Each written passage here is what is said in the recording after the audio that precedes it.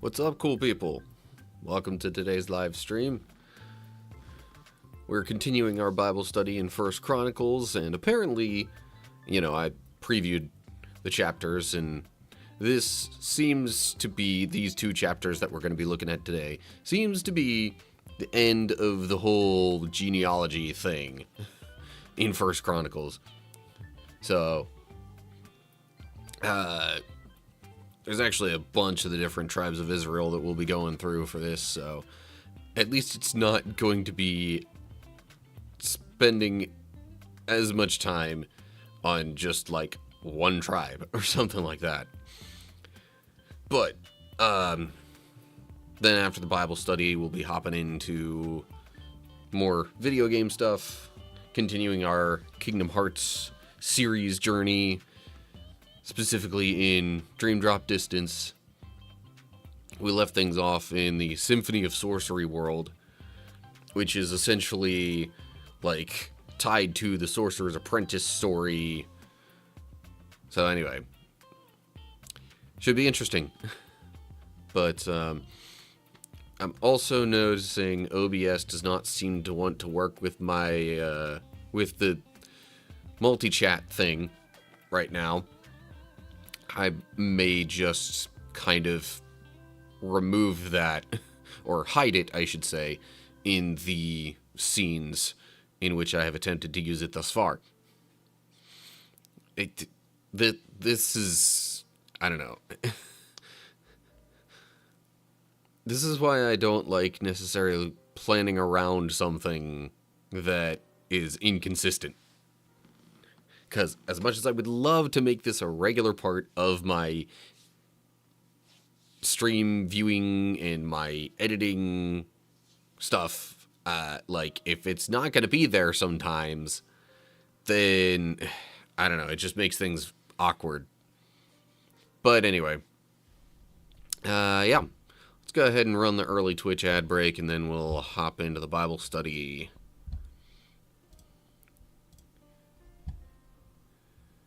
I'm going to have to do some slight rearranging of some things,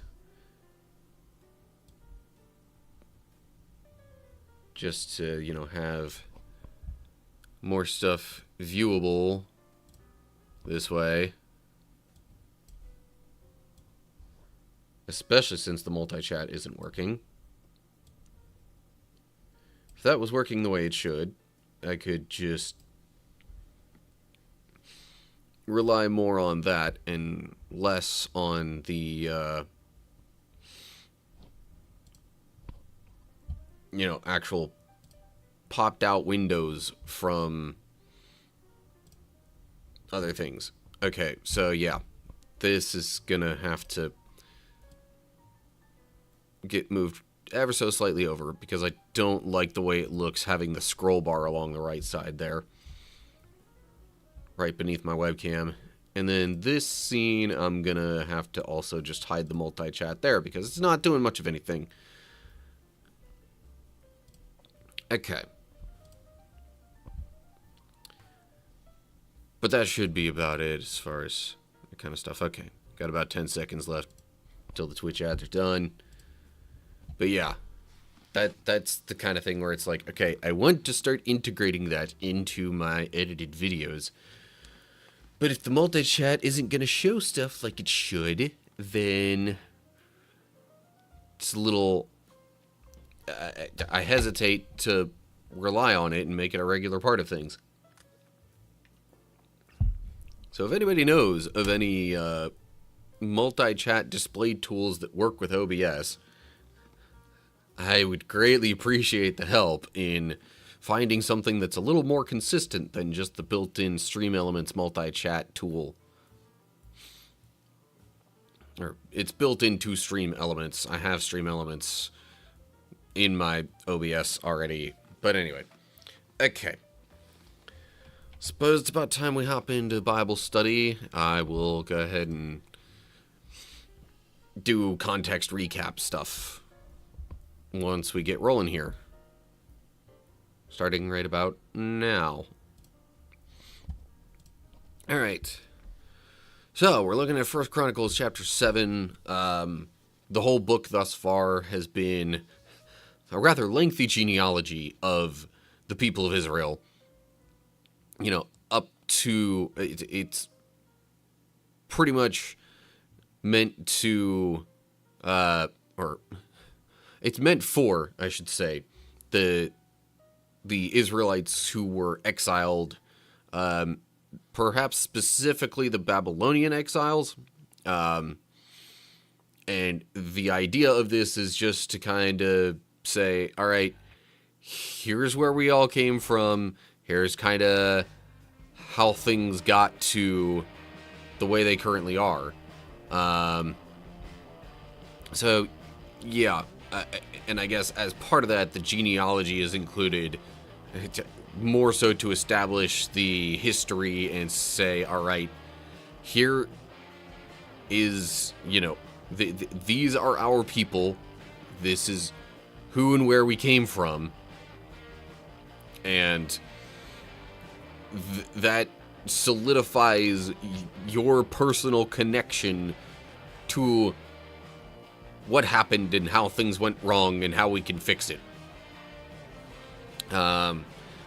We've gone through some of the different tribes of Israel at this point. There were a couple of chapters going up to Jacob, aka Israel, and then there were also a couple of chapters specifically about, like, the Levites in the temple, as well as, like, the succession of the kings, and things like that. But now we're kind of knocking out the rest of the tribes of Israel. So, here we go. 1 Chronicles 7. The 4 sons of Issachar were Tola, Puah, Jashub, and Shimron. The sons of Tola were Uzai, Rephaiah, Jeriel, Shammai, Ibsam, and Shemuel. Each of them was the leader of an ancestral clan. At the time of King David, the total number of mighty warriors listed in the records of these clans was 22,600. The sons of Uzai were Izrahiah. The sons of... Sorry, that was only singular there, not plural. I read it as a plural. Sons of Izrahiah were Michael, or more accurately probably Michael, Obadiah, Joel, and Ishiah. These 5 became the leaders of clans. All of them had many wives and many sons, so the total number of men available for military service among their descendants was 36,000. Okay, so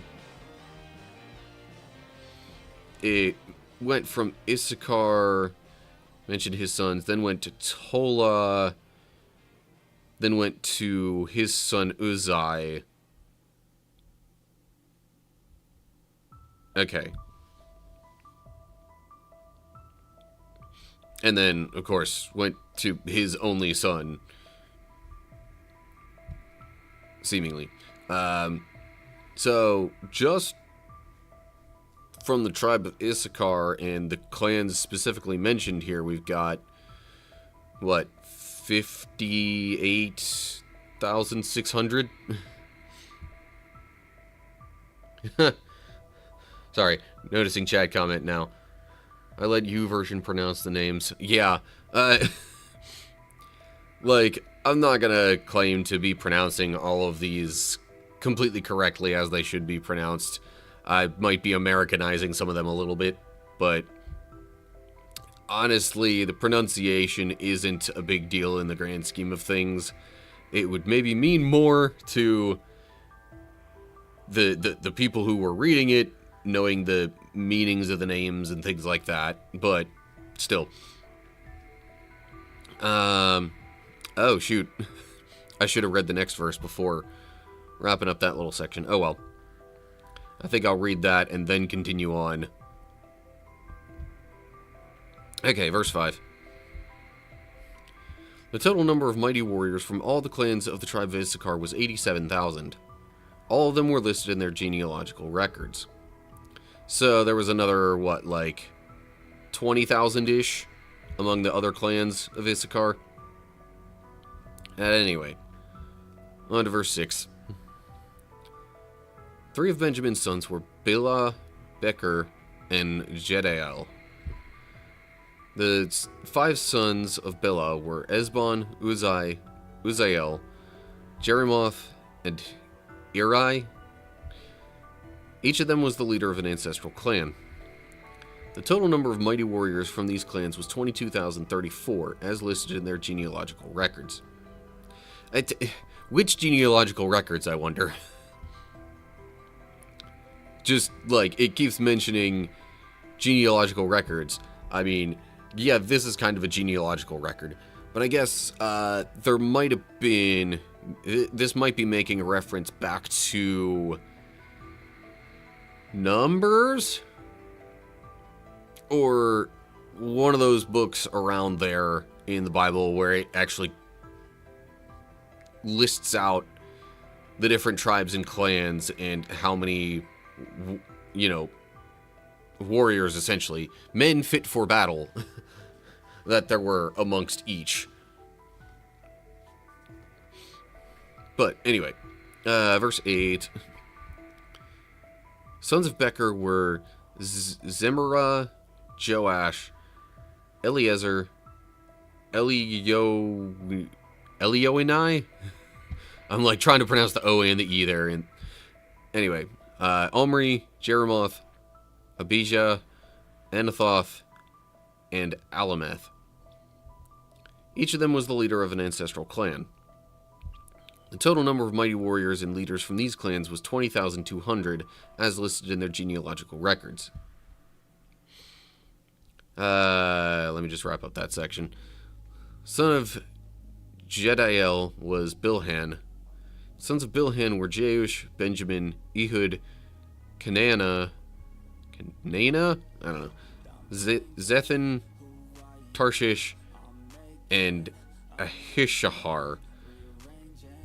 Each of them was the leader of an ancestral clan.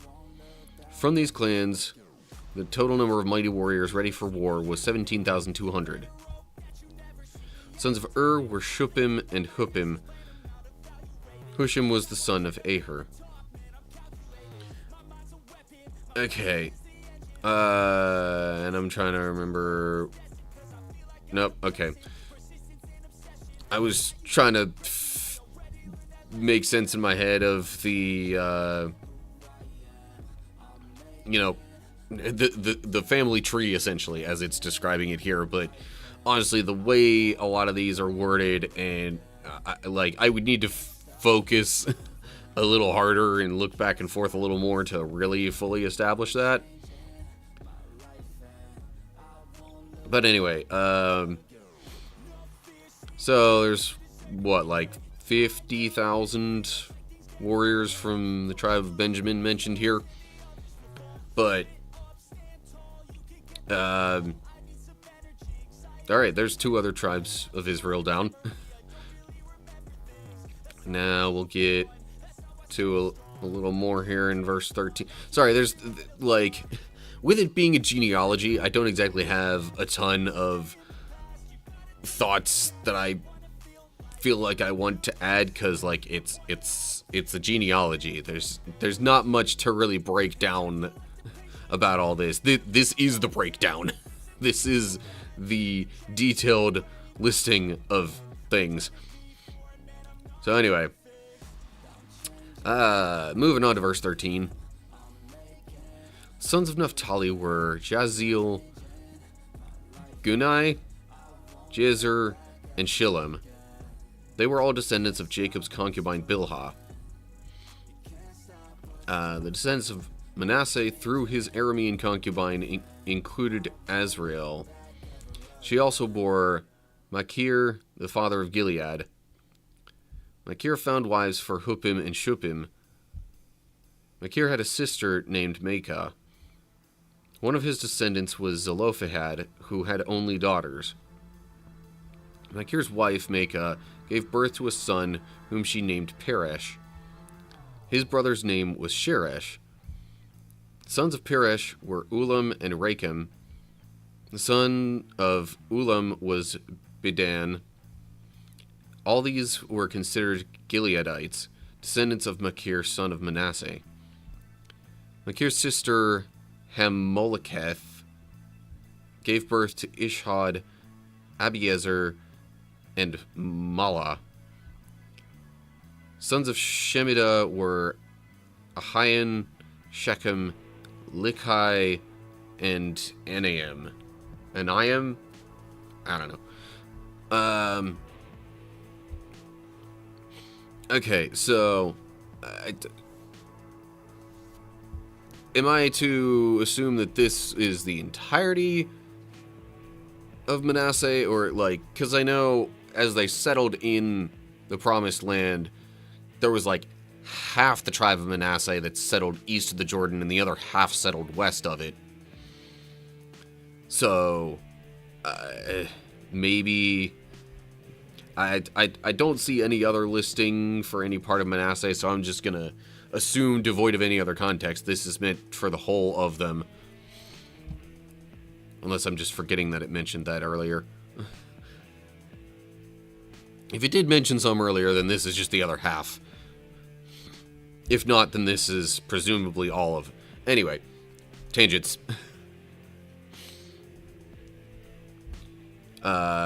So we got some notes here on a few of the names. It's probably mostly going to get into alternative spellings or pronunciations or things like that. So this is reflecting the parallel text in Genesis 46:24. Hebrew reads Jaziel. I mean, it's a one-letter difference. Come on. Presumably, like, the same name. I don't know. Again, maybe there would be a slightly different meaning to the Hebrew. But, still. If we're just following along the genealogy, then, yes, these people are lining up with whatever was mentioned in any previous genealogies or, you know, sequences of events from previous books in the Bible. It's not like suddenly these people actually had different sons than we thought they did in the previous books. Note there it's Shilem, as in some Hebrew and Greek manuscripts. Most Hebrew manuscripts read Shalom, not Shilem. And that just gives you a little detail on the translation process, and it's like, okay, how are they making sense of this? How are they trying to line things up with other parts of the Bible? Where are they getting these names or words from? Because there's a whole bunch of historical texts that they might draw from for this. Also, sorry, I've not been super attentive to the chat. Poetically Christian on YouTube, hello. Hope you're doing well. See, now that's showing up in the multi-chat, but not the Twitch stuff. Weird. I was going to include the multi-chat in my, like, you know, main viewing window here, but it wasn't including everything, so I wasn't sure if it would really be worthwhile. Anyway, note there, could be read as Machir took a wife from Huppim and Shuppim. Meaning of the Hebrew is uncertain.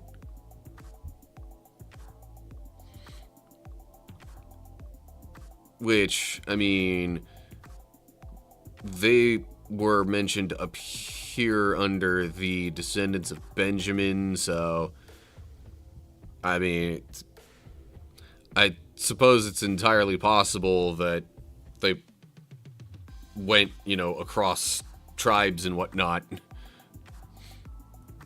to, you know, find wives and all that kind of stuff. Now, took a wife from, like, the wording of that could make it sound like he wound up kind of having an affair with, we'll say, or like, I don't know. like, the woman who wound up being his wife was originally wife of, but it wouldn't be of both Hupim and Shup, so, it might be, even with that wording, almost more accurate to say, like, found a wife from them and, like, their family or their descendants or something. I don't know. But anyway.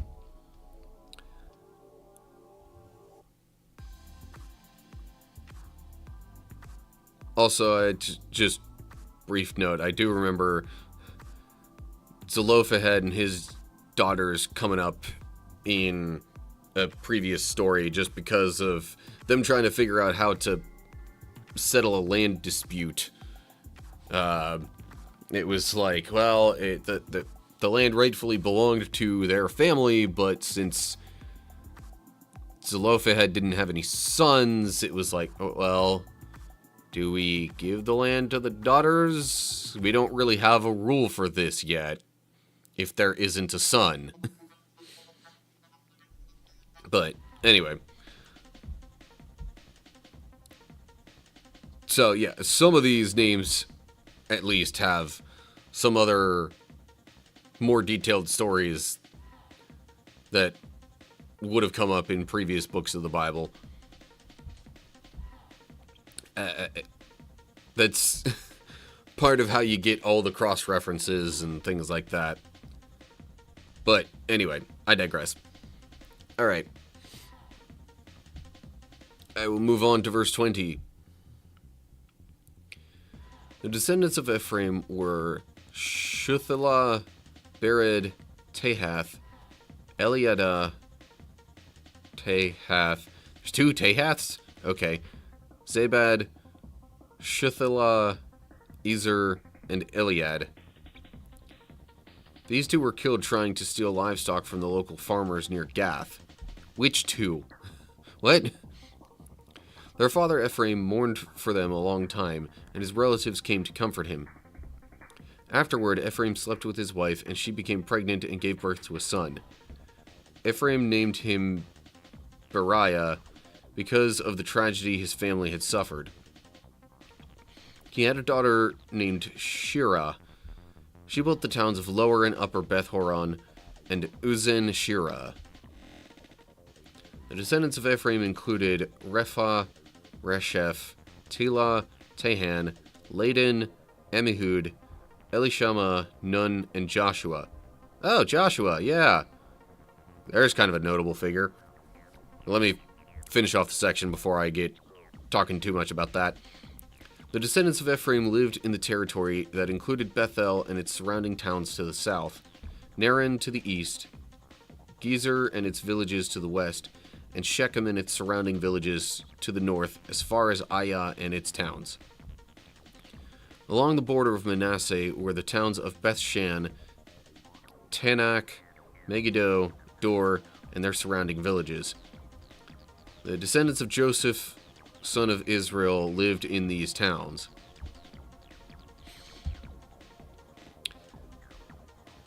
Why would Joseph's sons or descendants been living there? Not totally sure.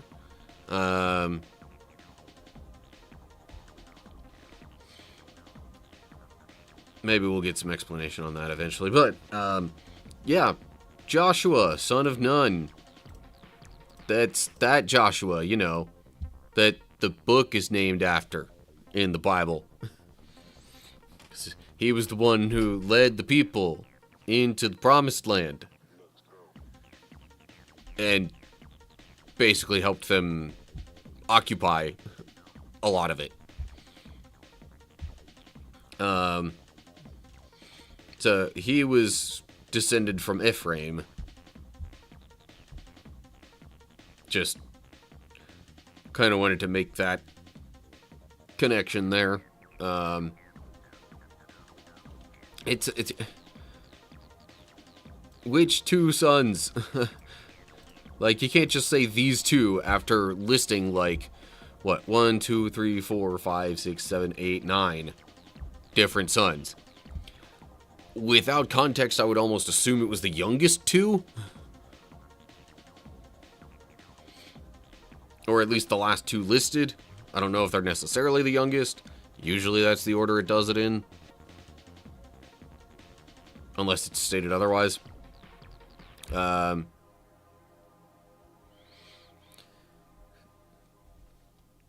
Also, note there at Beriah. Sounds like a Hebrew term meaning tragedy or misfortune. Because of the tragedy his family had suffered. Yeah, there we go with the literal naming conventions again.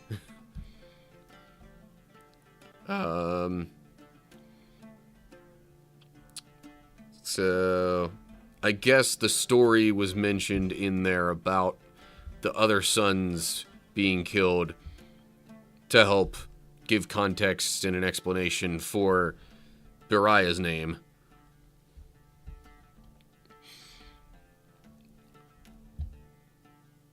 Also, like, two Tehats in here. Were they both sons of Ephraim? Or maybe that was, like, Shuthalah was his son, and then Shuthalah's son was Bered, and I don't know. Would be real weird to have two Tehats in the same generation, in my opinion. Or just two of the same name in general in the same generation. Like, especially having the same father. But that's just me, in my opinion. Note there at Beth Shan. Hebrew might say Beth Shean. Close enough with the spelling. And it gives a note there at Israel because technically it's referring to Jacob, the person who was then renamed Israel after wrestling with God. As opposed to, you know, the nation or broader people group of Israel. Okay. Moving on to verse 30. Looks like this is the last section we got here for this chapter. Sons of Asher were Imnah, Ishvi, and Beriah. They had a sister named Sarah. Sons of Beriah were Heber and Malchiel, father of Berzaith. Sons of Heber were Japhlet, Shomer, and Hotham. They had a sister named Shua. Sons of Japhlet were Pesach, Bimhal, and Ashvath. Sons of Shomer were Ahai, Roga, Huba, and Aram. Sons of his brother Helem were Zophah, Imnah, Shelesh, and Amal. Sons of Zophah were Sua. I almost added an extra H in there. Sua, Harnifer, Shual, Berai, Imrah, Bizer, Hod, Shema, Shilsha, Ithran, and Bira. Sons of Jether were Jephaneh, Pispa, and Era. Sons of Ulah were Era, Hanael, and Riziah. Each of these descendants of Asher was the head of an ancestral clan. They were all select men, mighty warriors, and outstanding leaders. Total number of men available for military service was 26,000, as listed in their genealogical records. Now, okay, there was some Aram. I'm like, are we talking that Aram? As in the Arameans who, like, continually fought with the Israelites throughout the time of the kings? I mean, I guess it's possible for a, you know, branch of a clan of Israel to, like, get so distant in... get so, like, I guess, theologically or ideologically distant from the other tribes and clans that they pretty much become a totally different subgroup of people. Not necessarily too different from how, you know, like, Israel and Judah wound up splitting and becoming separate kingdoms. But I don't know if that's actually the case. It could be a different Aram.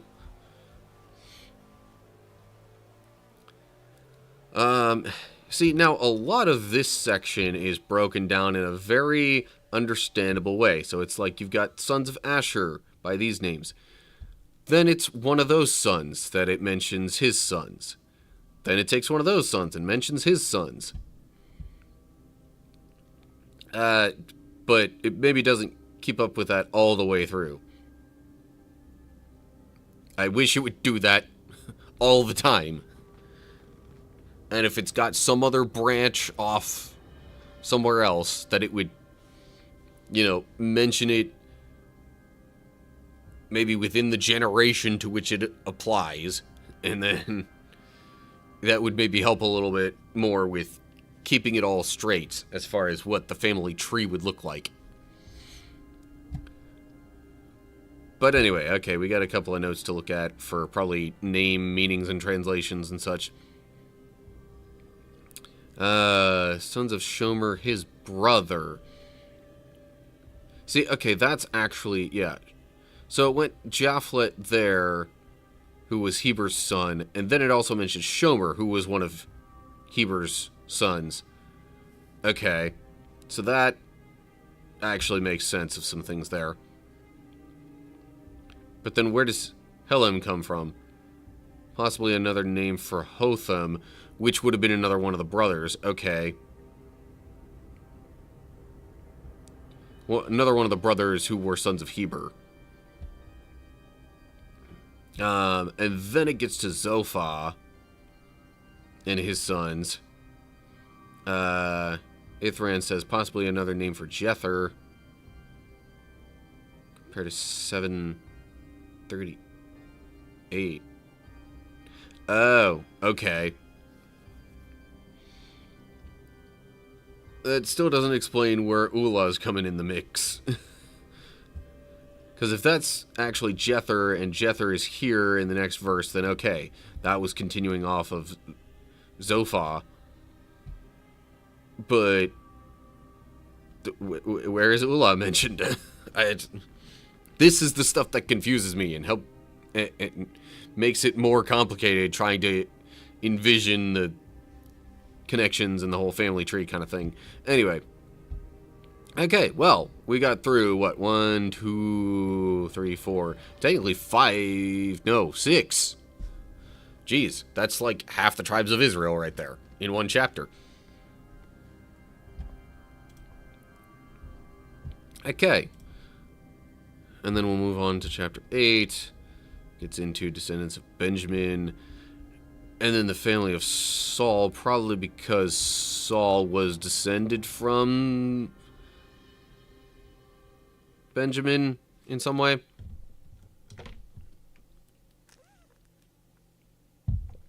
But, anywho. Alright, let's get right to it. Alright. First Chronicles chapter 8. We are... I looked ahead a little bit, and we seem to be wrapping up the genealogy part of First Chronicles, finally. 8 chapters in. Chapter 7 covered, like, 6 of the different tribes of Israel. And I think, I guess 5 of the others were covered before that. I mean, the priestly line takes care of the Levites, Reuben, Gad. We had Judah before that. And then, did it also mention Simeon? Yeah. Okay, so yeah, there's all the others. So, last tribe of Israel and its genealogy. Here we go. Benjamin's first son was Bela. The second was Ashbel. The third was Ahara. Fourth was Noha. And the fifth was Rapha. Sons of Bela were Adar, Gera, Abihud, Abishua, Naaman, Ahoa, Gera, Shephupan. I'm hoping that's how to... Anyway, and Huram. Sons of Ehud, leaders of the clans living at Geba, were exiled to Manahath. Ehud's sons were Naaman, Ahijah, and Gera. Gera, who led them into exile, was the father of Uzzah and Ahihud. Okay, there's still quite a bit to go. I'm going to pause there for a sec. Partially because of the chat. Saul was the son of Kish, which was a descendant of Benjamin. Yeah, okay, that's what I thought. Or, I mean, at least Saul being descended from Benjamin. Okay, the name Abihud kind of rings a bell. Not sure if that was one of the judges, maybe? I don't know. Somewhere in the midst of these genealogies, some of the names are ringing bells as, like, possible judges. You know, in between the initial, like, move into the promised land and when they started having kings. Ehud definitely rings a bell as one of those names, although I don't know if it was that Ehud that's mentioned here or not. Abihud, possibly Gera, the father of Ehud. Huh. Interesting. Which would maybe then read Gera, the father of Ehud, instead of Gera and then Abihud? Or would there be 2 Geras there? No, because that would be... Then there's another Gera here. Hey, man. I guess when you're naming your children a bit more literally, it's more possible and I guess maybe a little less weird to reuse the same name within the same generation. Because even there we have 2 Geras outright within this same generation. Or as far... The way that I read it, I mean, it mentions the sons of Bela. Unless that's going through multiple generations.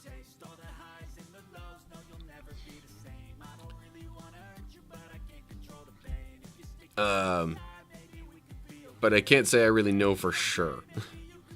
Because it seems like it has done both at different times in this genealogy.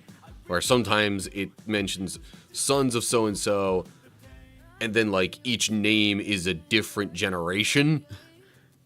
But then other times it seems to mention sons of so-and-so as, like, alright, here are all the direct next generation sons of this person.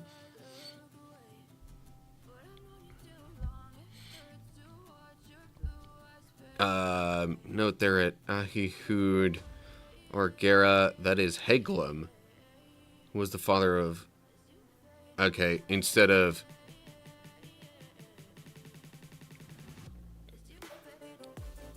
Okay, so that's basically an alternate way of just reading this entire sentence here, I think. Perhaps the translation of Heglam would be something like, who led them into exile. Anyway. Might be one of those renaming kind of situations, similar to Jacob being renamed Israel. Okay. I believe we left off at verse 8.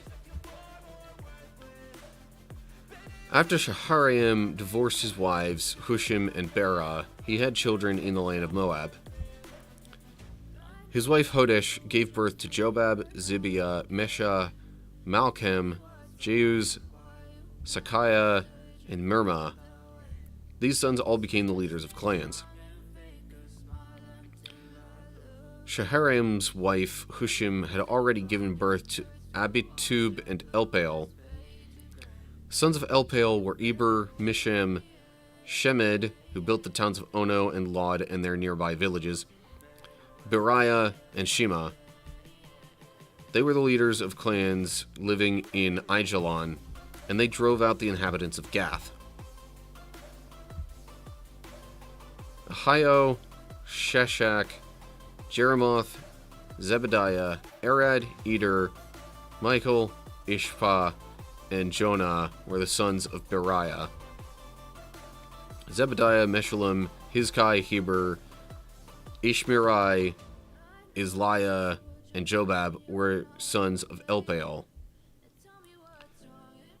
Jakim, Zikri, Zabdi, Elianai, Zilithai, Eliel, Adiah, Beriah, and Shimrath were the sons of Shimei.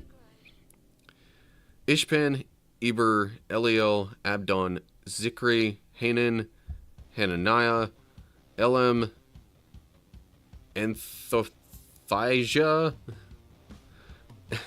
these names, Ifdaiah, and Penuel were the sons of Sheshach.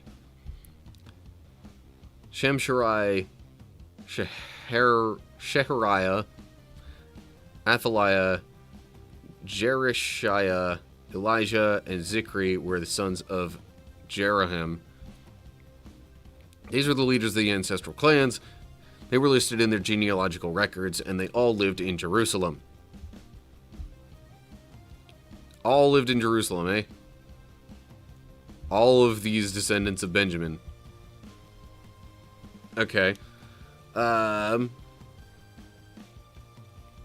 don't really have too many thoughts on any of this stuff. Trying to remember. A couple of names here and there might have stood out as... I don't know. So, like... I don't necessarily assume this Elijah that it mentions here was, like, the prophet Elijah. But maybe?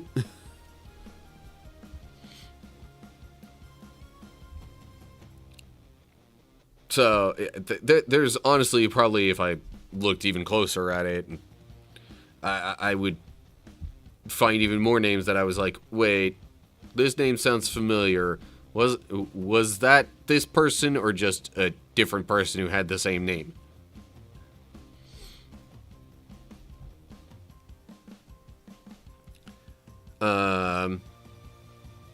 Yeah, I don't really have too many other thoughts to add, and surprisingly, there's sort of a lack of notes on any of these verses or names or anything like that. Okay. Guess we'll move on to verse 29. Jael, the father of Gibeon, lived in the town of Gibeon. His wife's name was Maacah, and his oldest son was named Abdon. Jael's other sons were Zur, Kish, Baal, Ner, Nadab, Gedor, Ahio, Zechariah, and Mikloth, who was the father of Shimeam. All these families lived near each other in Jerusalem. Okay, first off, note there, as in some Greek manuscripts, Hebrew lacks Jael. So would it just go straight to the father of Gibeon? Which could be understood as the founder of... Okay, sorry, chat, comment. Jonah was mentioned. Same Jonah that would be swallowed up by the great fish. Oh. See, yeah, like... other names come up probably all throughout here. Or not just here, but like all throughout this genealogy, that it's like, oh yeah, that person who did this significant thing, but like just reading them in a list like this, it's easy to kind of, gloss over or even just entirely miss things like that, and or question, okay, was that the same person or not? Because I don't know, a lot of times the bigger stories that get explained in other parts of the Bible, like, kind of end up being almost removed from their genealogies in our minds. So, like,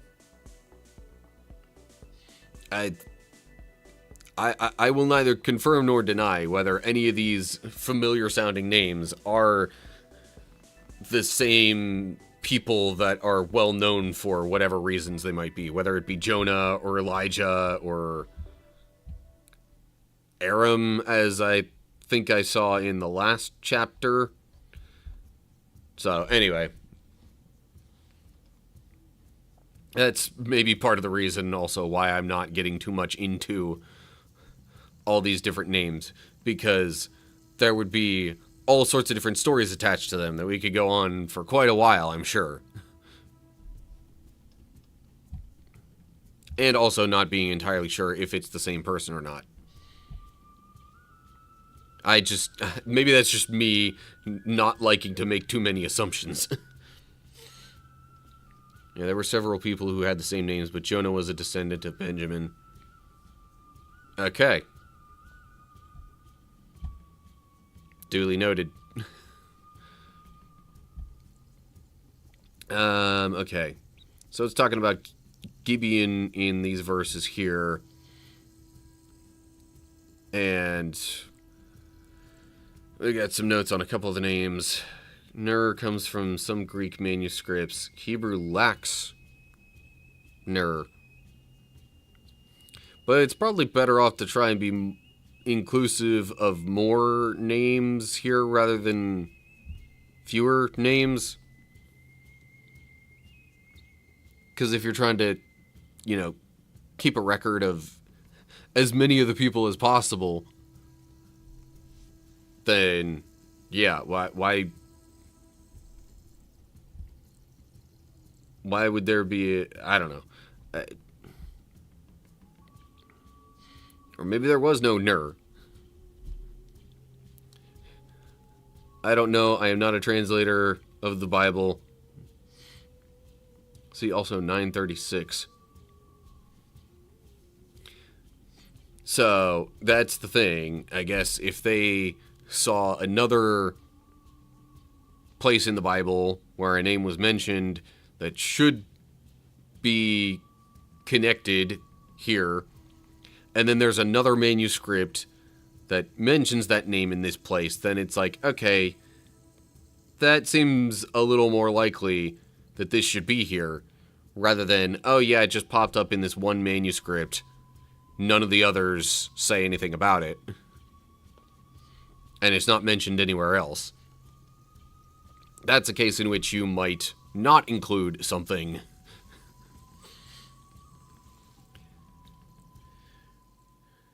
Don't worry about missing certain names or glossing over them.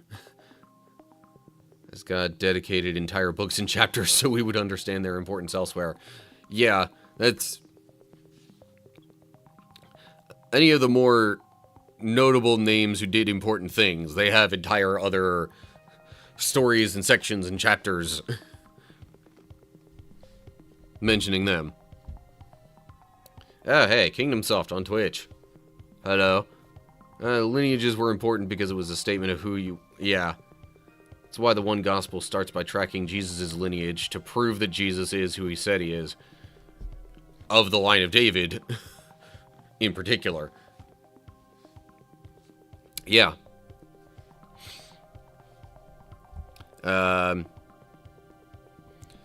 Note there it's Zechariah, as in parallel text. At 937, Hebrew reads Zecher. Which could be a variant spelling. Yeah, I mean, the pronunciation would be lacking the aya here, but that's still fairly similar sounding.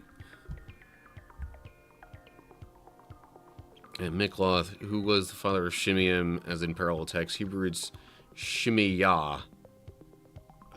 That's just one letter off. And ancient Hebrew was a vastly different language than modern day English.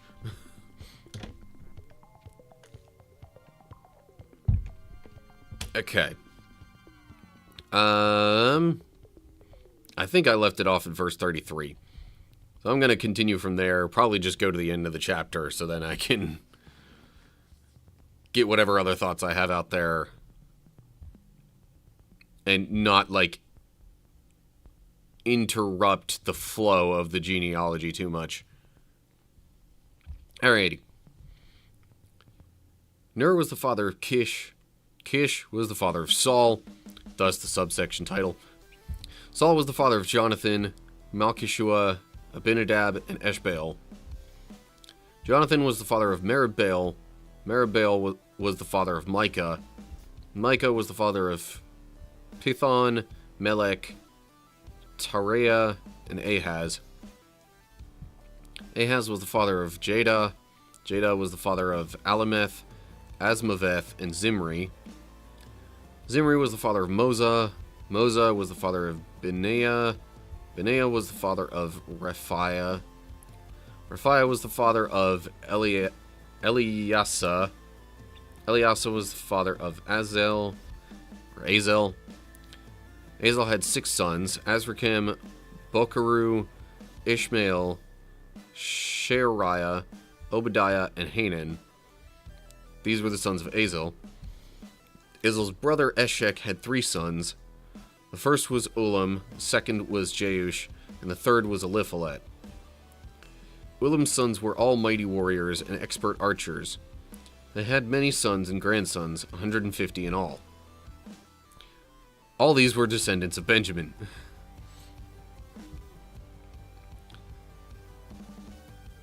So, yeah.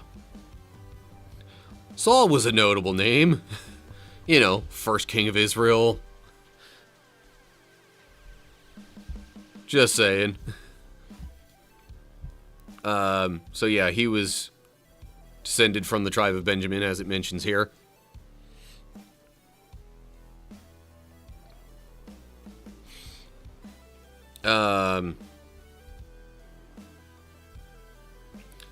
And some of these other names kind of ring a bell. I'm trying to think. Was Merib-Baal maybe the one that David wound up helping out at one point, like, who had a disability or something? Maybe? Sorry, chat comments like, ring a bell? Ha. You know. I get it. Anyway.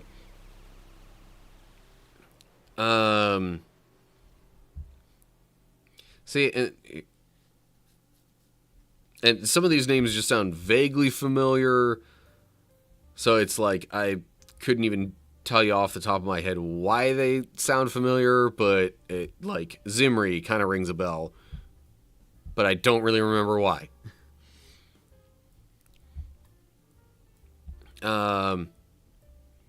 Alright, notes on the names and such. Probably mostly going to be translation things or variant spellings or whatever. So at Tareah, as in parallel text at 941, Hebrew reads Tareah without the H. Close enough. Yeah. Not that I'm the judge of what is and is not close enough to be considered a variant spelling. But, yeah. Again, one letter different. It's like, okay, yeah. Same person. The name probably has a very similar meaning, if not the exact same. There might not have even been two different names in the ancient Hebrew or whatever. I am not versed enough in Hebrew or Greek or anything like that to really know that for sure. Note there, Jada is in parallel text 942. Hebrew reads Jehoiada. Okay. I mean, I could see how those are similar-ish. And if it has a different spelling in chapter 9 than it does here, then I'm imagining the translators were just trying to standardize and align the spellings so that you know it's referring to the same person.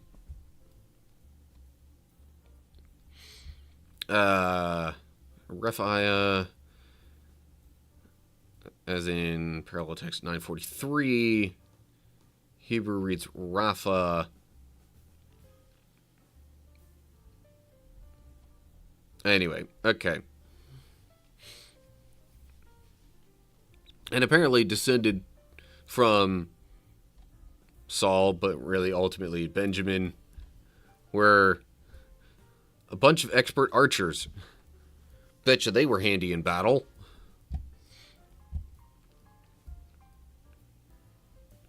But, yeah. So that covers the tribe of Benjamin, and if you look ahead to chapter 9, seems to me the genealogy is done here. Then it starts getting more so into, like, events, rather than just listing off people. But we'll get to that when we get there. That's it for chapter 8. Also, there's really no major... Well, while I'm doing the Bible study stuff, I have all of my chat things pretty close to each other.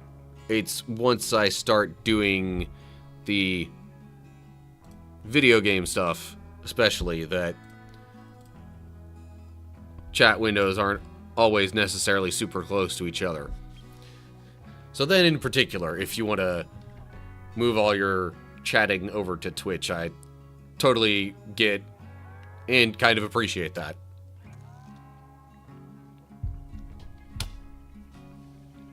I did mention yesterday I might actually want to sort of swap what's on my different screens for my streams, so then I can have the OBS window with the multi-chat, when the entire multi-chat is working, over closer to my gaming screen. And when it's doing... And when that has, you know, all the combined chat together, then I only have to look at one place that's closer to... But then when that's not working right, there's still going to be a bit of a separation, and then Twitch chat would be way over here. Without being able to guarantee that that works 100% consistently, always the way that it's supposed to, and having all the chat stuff together... there's going to be multiple screens involved, and needing to keep an eye out on different places as I stream. Anyway, know what you mean. Just did a stream last night on YouTube and Twitch, and I could not get both chats to come up, just Twitch. Yeah. I don't know. I don't know why stuff like that happens, but it does sometimes. Okay. I am going to take a quick break, run some Twitch ads, and then we'll hop into some Kingdom Hearts stuff. I will see y'all on the flip side of that.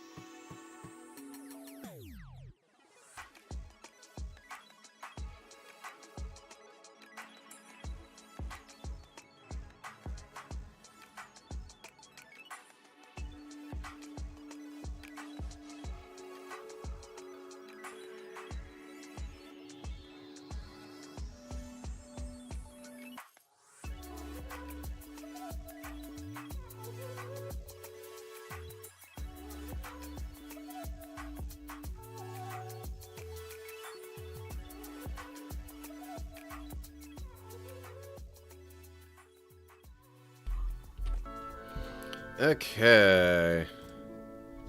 Let me pause this for a sec here. As I, actually get things rolling.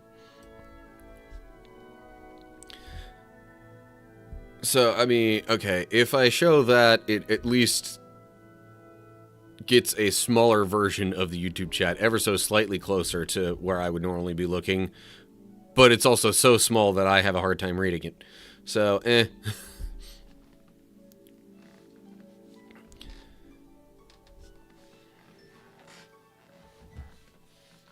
Alrighty. I'm like, is there anything in here that I would really want to look at before I get rolling? Also, I'm trying to remember how I even got all these different abilities and stuff. Oh, speaking of abilities, I should look at the ability links. Oh, yeah. Got some of that still needs to... It's once you... I need to link with it one more time. Okay. So for now, I can just unlock this. That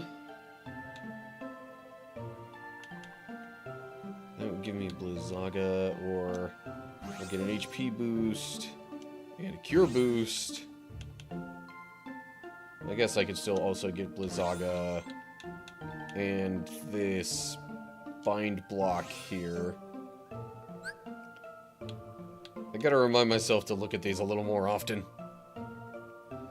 Phone's battery is at 4%, so if I drop out and don't say anything,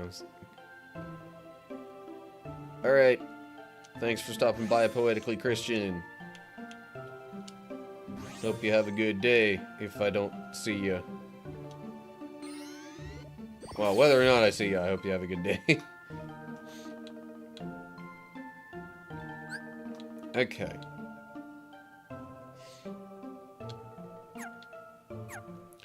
Then once I switch back to Sora, I'm going to have to try and remember to look into those ability links for him. But I don't think it'll let me do that unless he's the active character. Okay. And with that, I think I'm ready to hop back in here.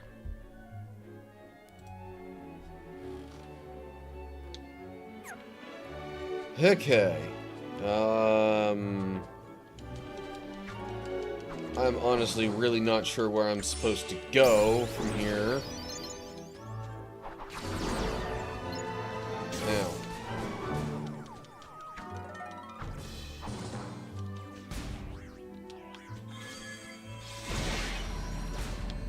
Oh, geez, really?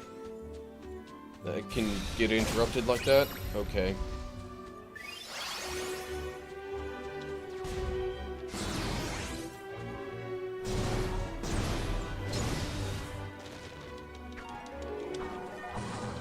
Well,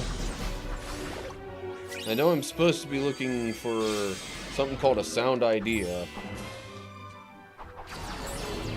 Ow.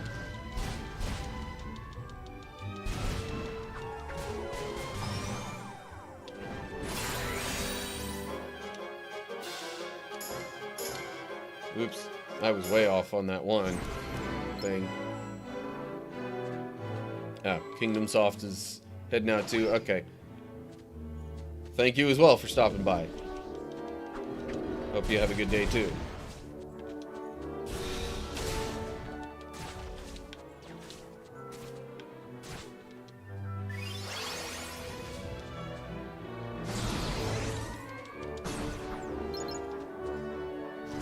Wow, really? Dark Break didn't hit just because the timing happened to wind up with me getting hit at the same time that I was trying to hit with that.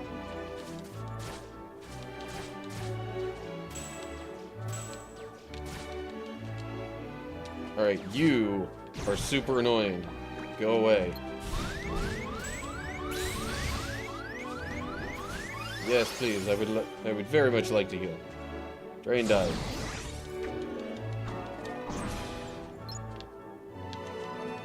I have not the faintest clue where I'm going right now.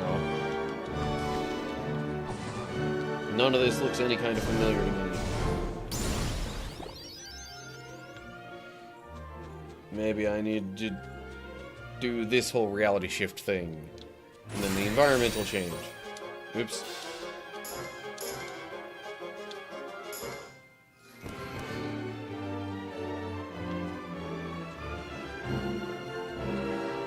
Did I not do it correctly?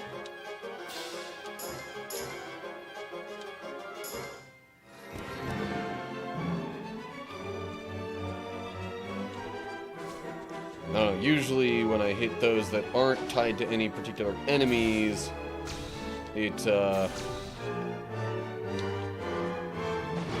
like, it shows some sort of change in the environment.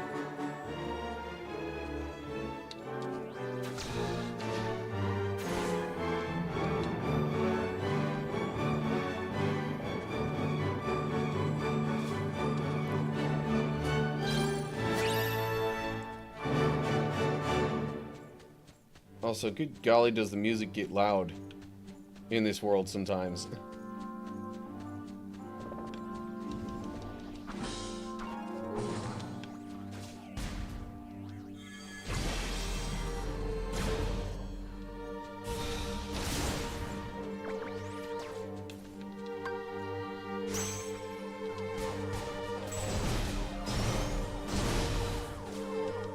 And also, like, practically all other sounds seem to be significantly diminished relative to the music.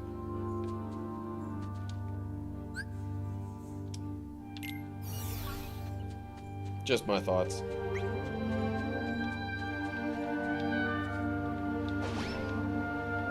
Okay. So yes, I was supposed to go up here. Ooh, hang on. Treasure! Got an elixir. Okay. But then, if I go up from here, it gets me there, and, like, I don't really see what else I'm supposed to do from here.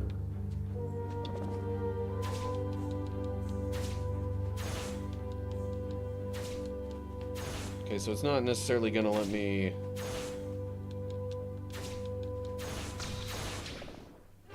do a flow motion kickoff of, like, everything.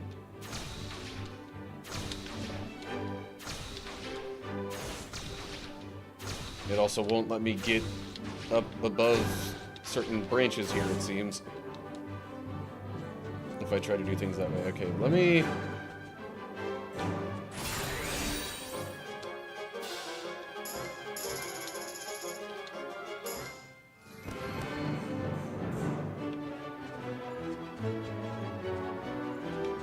You know, I did pretty well that time. I don't think that's the issue.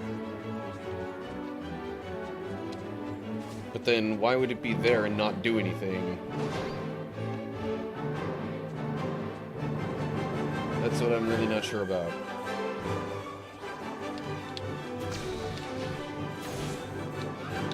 No! How the heck am I supposed to get all the way over there?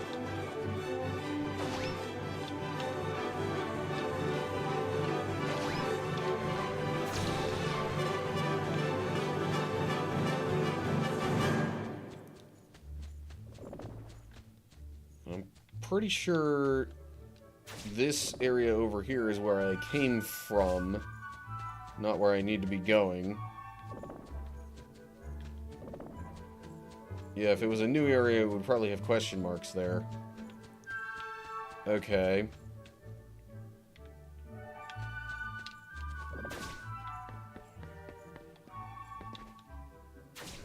I feel like I'm missing something. Anyway.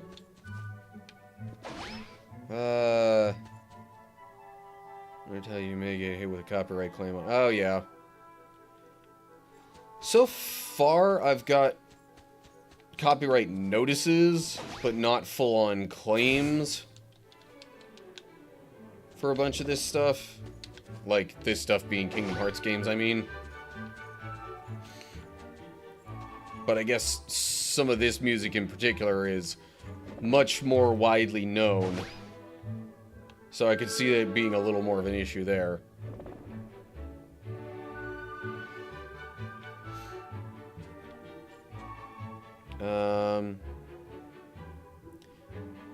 Okay, unless I'm supposed to work my way over here and then, no, I was almost kind of wondering if I could, like, ride that branch somewhere.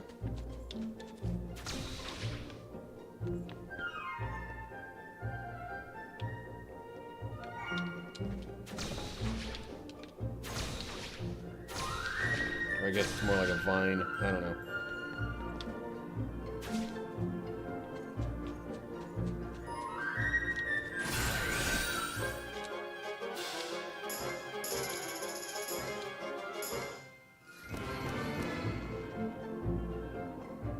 Now it does. What?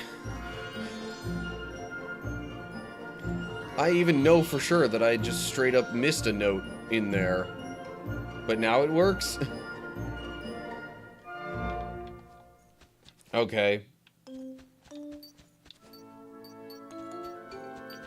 Well, at least now I have a more solid idea that if something doesn't happen in one of the environmental reality shifts like that, that it's probably because of not hitting enough stuff.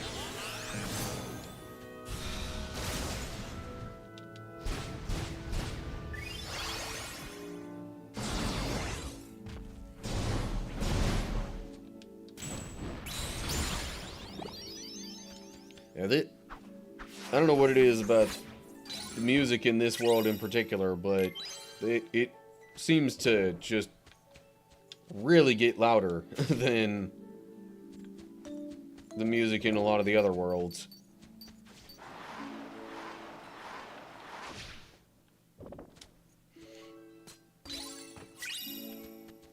Is it just because this all comes from Fantasia? Because that is what the Sorcerer's Apprentice was part of.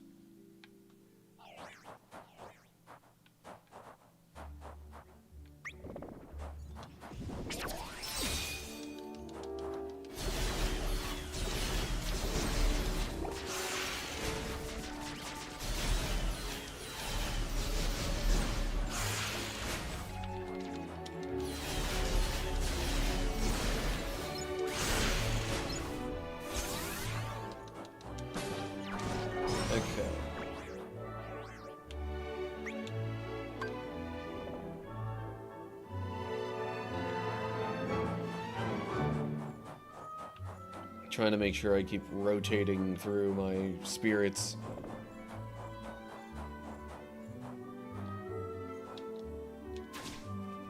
Give each of them reasonable opportunities to level up and whatnot. Oh, geez. I have not been paying any attention. Yeah, okay.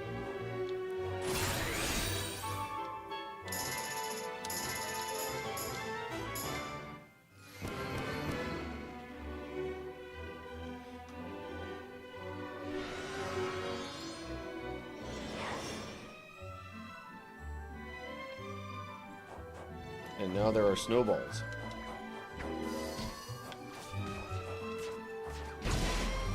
Oh yeah.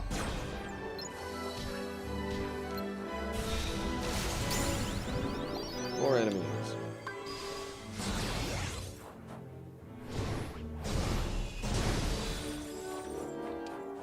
Nope.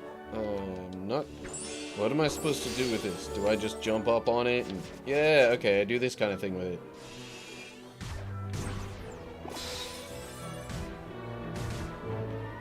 You know, like the mighty yarn ball from Birth by Sleep.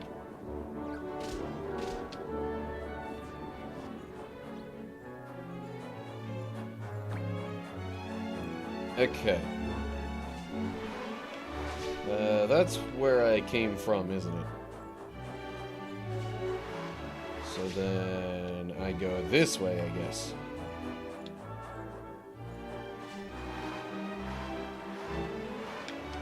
Whoa, hold up. There is treasure. And enemies. But mostly treasure.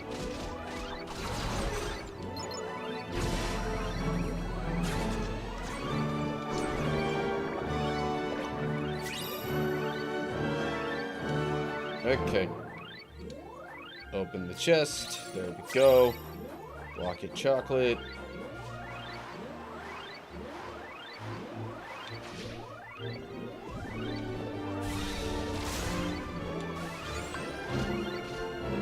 Okay, and now it's going to switch over to Sora. Didn't feel like I really accomplished much there. Oh, geez, yeah. Very much did not. In this case. Okay, well, do the drop decelerator. It was probably because I spent so much time not actually getting anything accomplished. I guess I will do a defense gain. And affinity gain, I guess. Huh.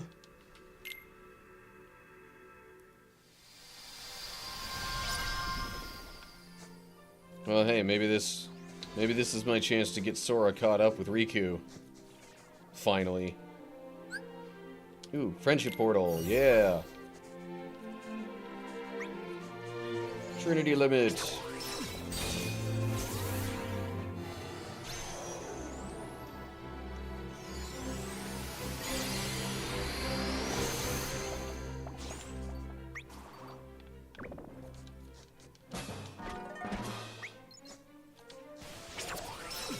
Vacuum ghost.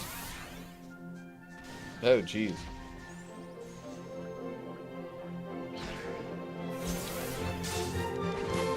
So yeah, it legit just like kind of Kirby style swallows him up and spits him out.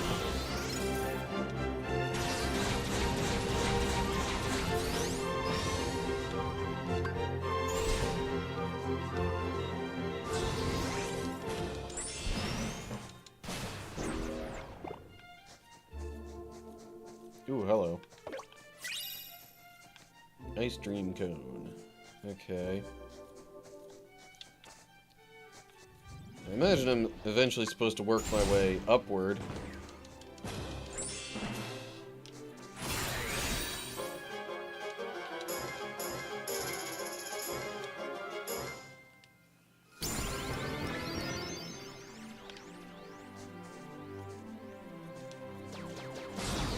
Why did that not hit anything? Or maybe it just did. I didn't even notice the one other flying enemy there.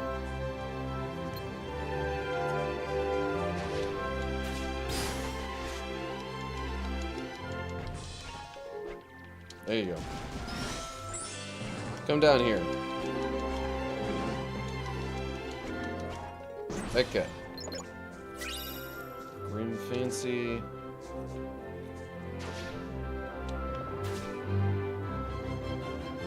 Okay. Where do I ultimately need to go, though, is the question.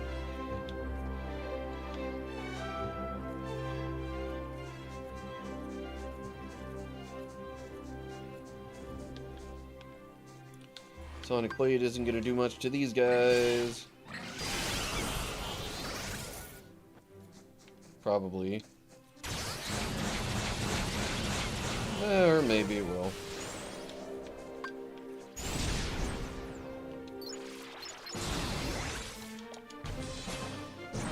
So, yeah, I gotta say, this world has been one of the more confusing ones to navigate.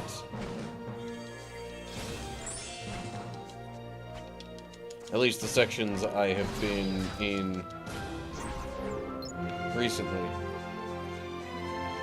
There's some treasure. On the plus side, At least it's a little less likely that I'll be missing as many treasures as I normally would.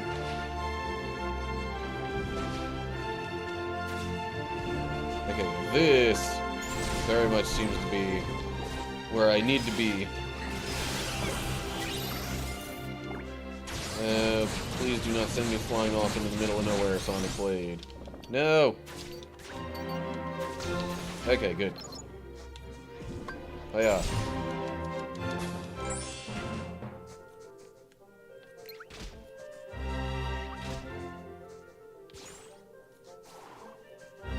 Alright, you know what?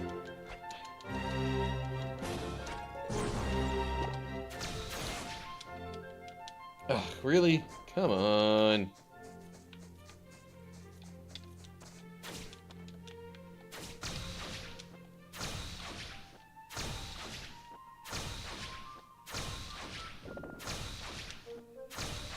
Yay for flow motion. Making it easier to reach really ridiculous heights. Okay, I guess I did that already. It doesn't seem like I'm supposed to really go up much higher.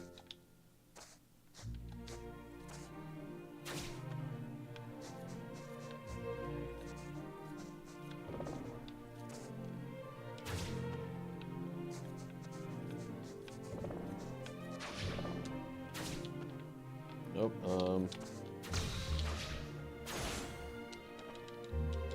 okay. What if I go up here? Anything besides enemies? There's some treasure. At least there's that.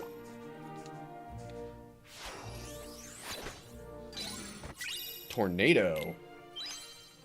Interesting. I mean, this is a very appropriate place for me to get a move called Tornado, I will admit.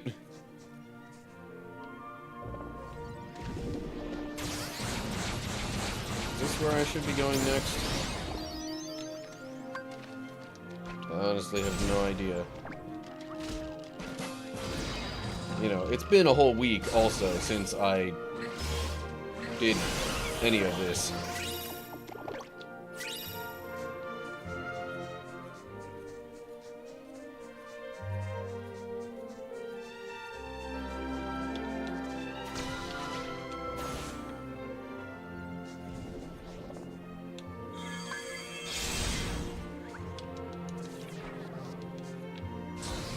Really?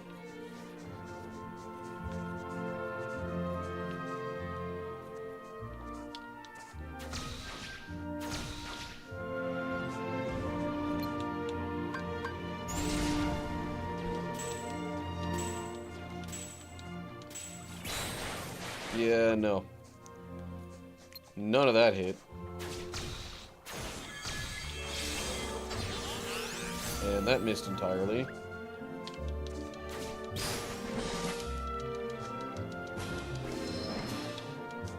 Okay, that dude's gone.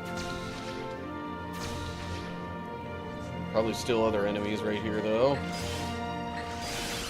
There, take that.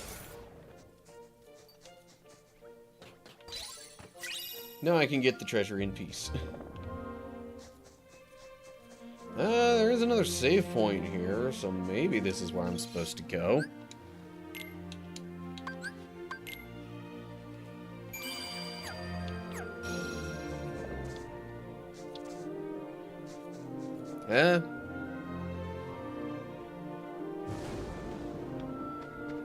Question marks mean somewhere I have not been, which usually means progress. Oh, geez, it's raining, and there's lightning, and I don't know if I like this.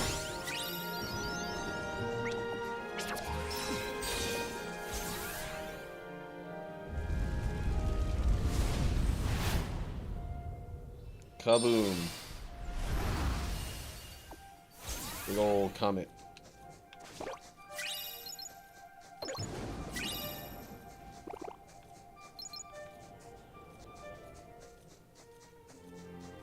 wonder if it's possible to get hit by the lightning. Can't exactly say I want to test that out.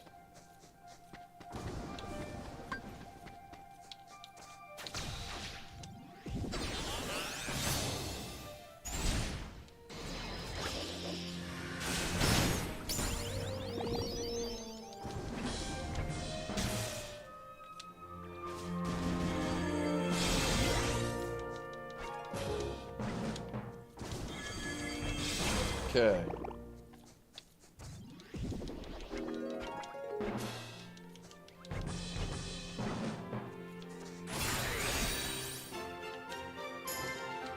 Oh, that was X there. Ah, jeez. I did so bad with that.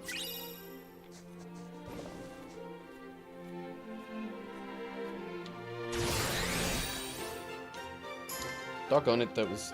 Ugh. They move by so quickly, it's honestly a little hard to tell which buttons I'm supposed to be pressing. Sometimes. Okay, there we go. Yay, clear skies. No more worries about lightning.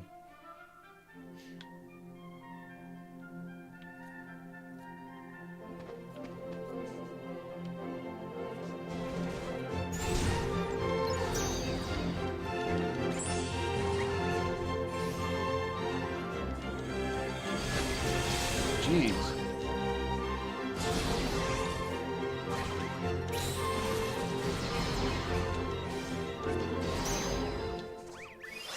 What the... It showed a reality shift. I was trying to do the reality shift.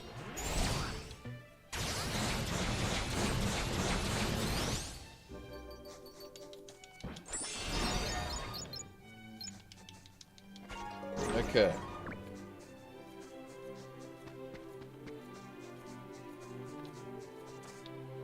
Anything behind here? Just an enemy or two.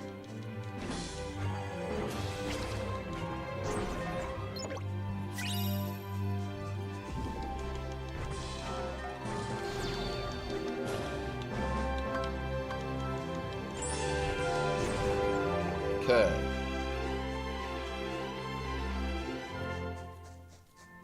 So where am I supposed to go?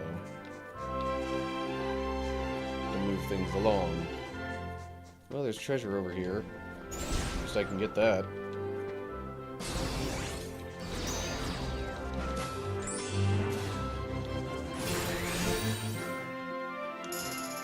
Whoa.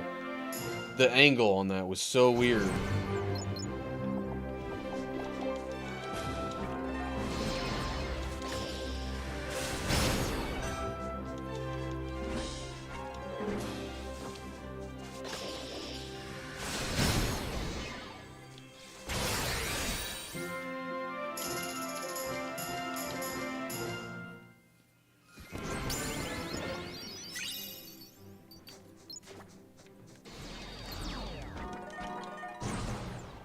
Okay. Got rid of them. Okay, it looks like this is the path forward. Oh, more rain. Yay.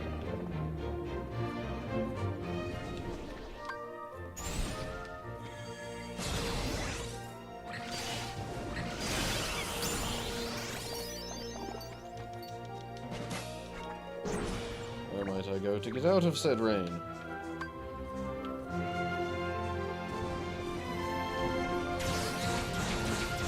Where might I go to, stop the rain?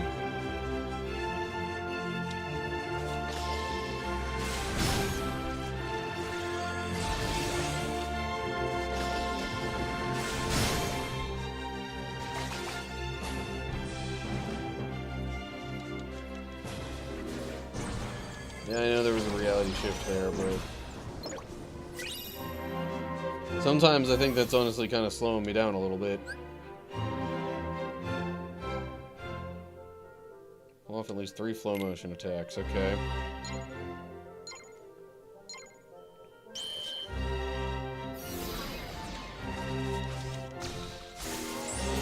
Boom. There's one.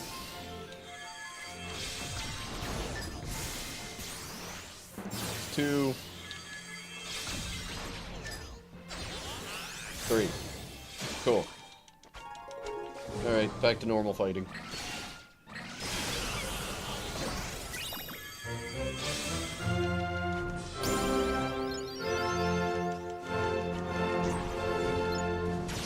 Well, maybe I should use slow motion a little bit more in my regular fighting.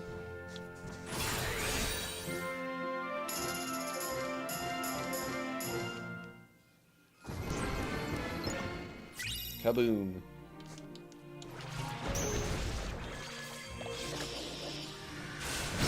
Okay. Completed that challenge.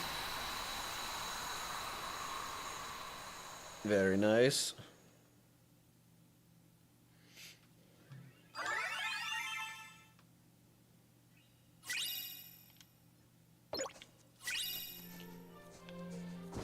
Okay, now seriously, where do I go? Okay. That way.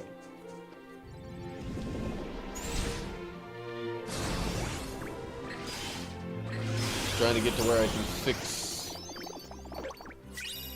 Or, maybe not fix. But... Trying to get to where I can change the weather. Okay. Doggone it, that was... I missed most of that. Let's try it again.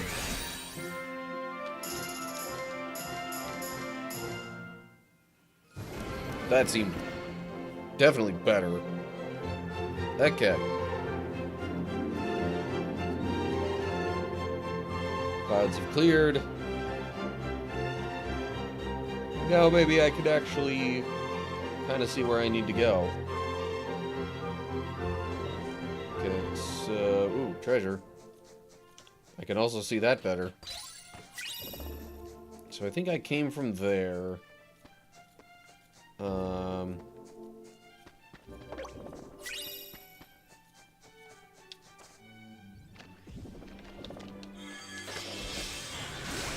I can toss those enemies.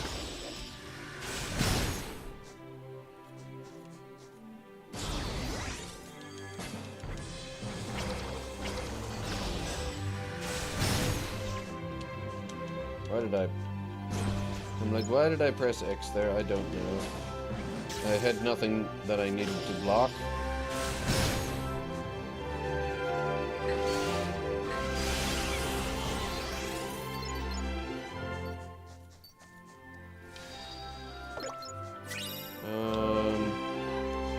Okay, more treasure over here.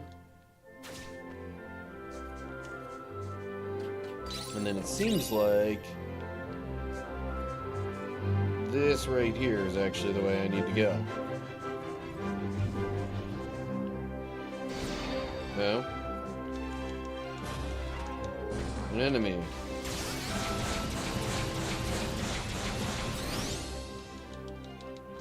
Okay.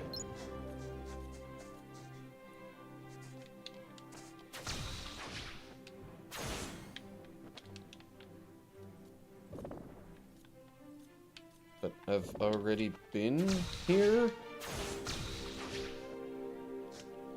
Okay, well I got that now. Electric horn recipe.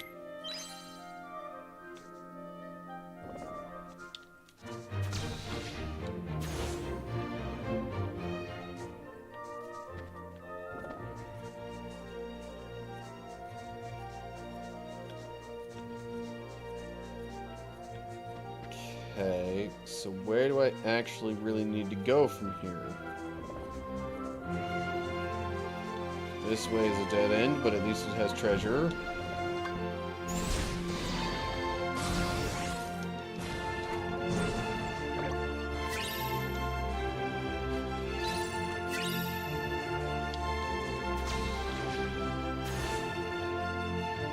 That's where I came from, for sure.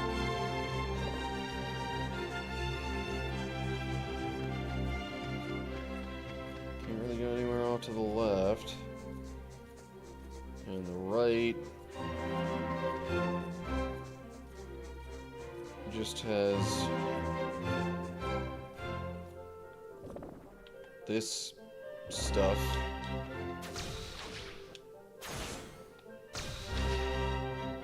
Okay, so now I'm over here, which is fine, but how do I get elsewhere?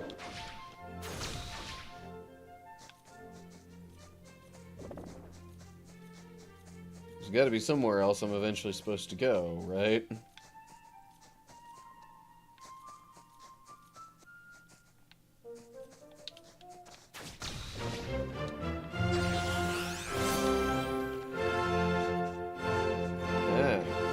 This looks like a branching path here. That could lead to something. Yes.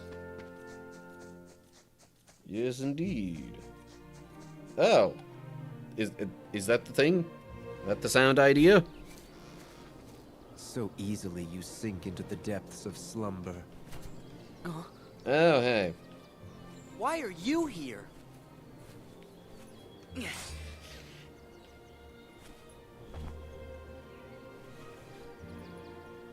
Beautiful world, isn't it? Almost like a dream. Why are you following me around? You really haven't caught on? Or are you just assuming it's all part of your little test? I'm not part of the dream. And if you thought I was, then you're softer than they say. What? But this will all be over soon. Just who are you people? Sleep on and we will meet again. Hey! What does that mean?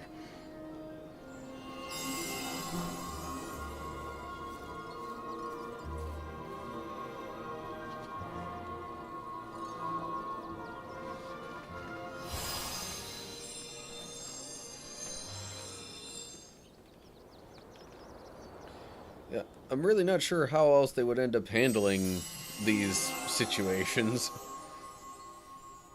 Thank you, Sora. I can tell you found us a sound idea. Well, I guess we should try and put it to work.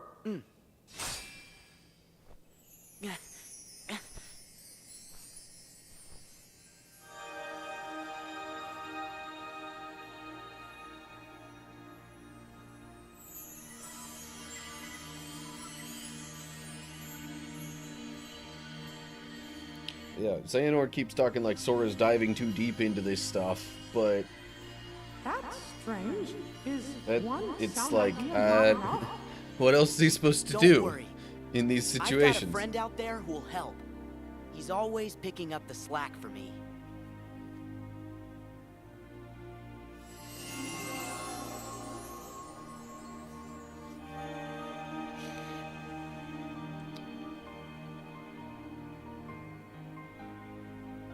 Wow! The sounds are all joining together to make even more powerful music. It's, dearly beloved, right?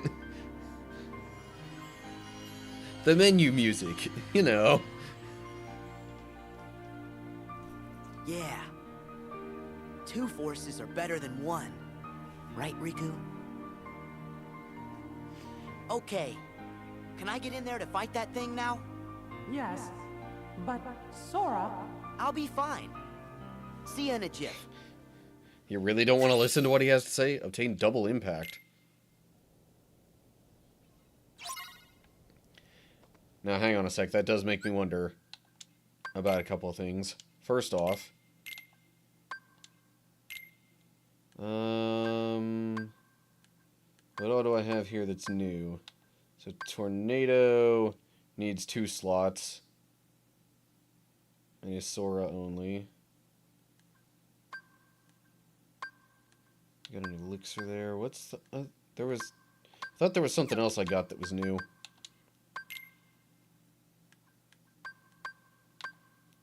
I would like to try out Tornado.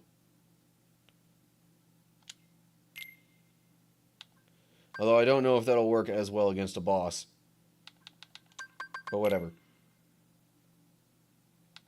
Any other magic I would possibly want to use here? You know what? Maybe balloon. Why not? Give it a try, at least. Dodge roll I'm fine with. Definitely prefer that over slide roll. In most situations, at least. Sonic impact. Can't put anything different there. Have glide. Double impact, yeah. Press X during a sonic impact to perform a second charging attack that sends enemies flying. Okay. And sonic impact is the... Press X while air sliding to perform a charging attack. So, basically just changing more... Press X in mid-air for a burst of speed. Okay. Chaining more stuff like that together. I also need to take a quick look at spirits and the ability links and such. I mean, need is a strong word. Let's see here. Get a slow block. Or I do that, which unlocks this. HP boosts. Heck yeah, I'll take that. Stop block. Magic haste. Definitely like that idea. More magic haste.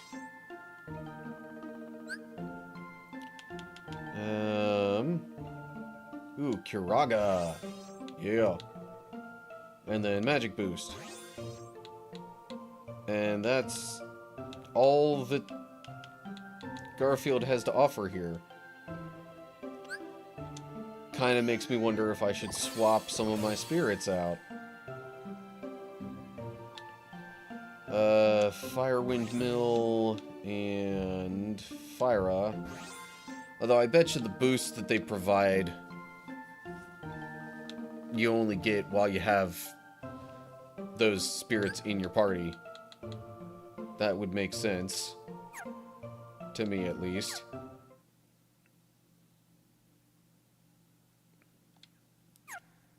Okay. Done all that I want to with that stuff. I'm gonna save real quick. And then I guess it is time.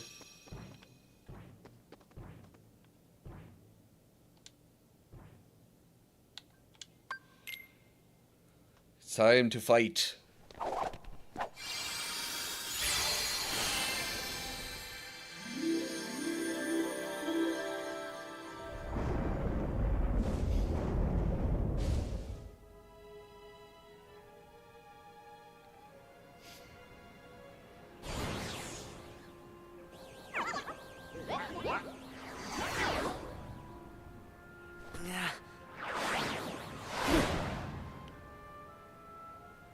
That definitely felt like sort of a come and get me type of thing.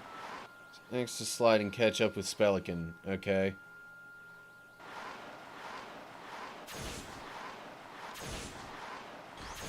Oof, okay.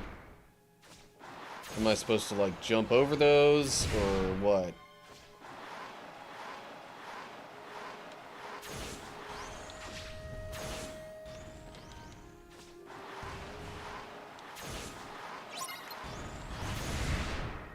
Yeah, I'm doing that. Oh, jeez. Well,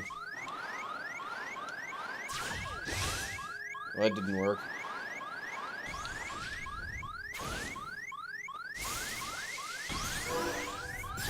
Okay, really?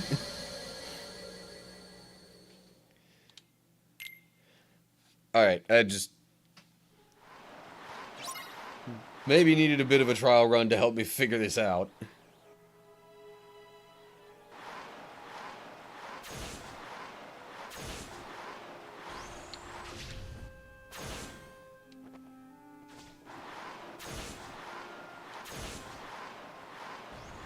Oh, come on. What am I supposed to do about that?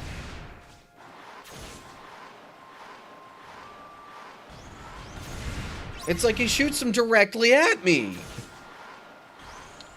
That I can avoid just fine.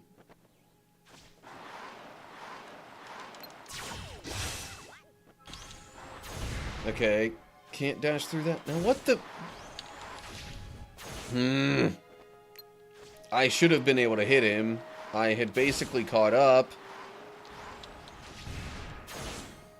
Okay, so jumping and dashing is also a good thing to do in that situation. Oh, come on. That's not at all what I wanted to do. Golly, this is kind of stupid.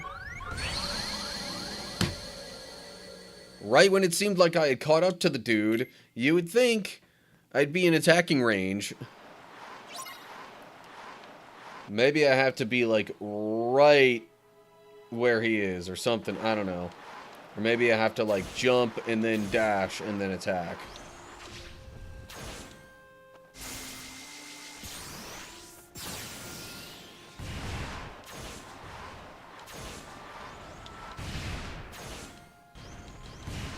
Bruh, really? What am I supposed to do about that? Doesn't seem like there's much of anything I can do about that. Not consistently, anyway. Like, I kind of hate this. There we go. Hit him. Finally. All that just to get a hit on the dude.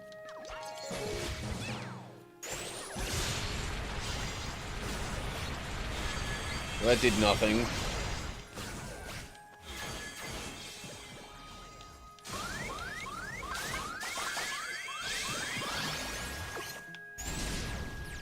Oh, shoot. Come on. Let me Whomper Stomp.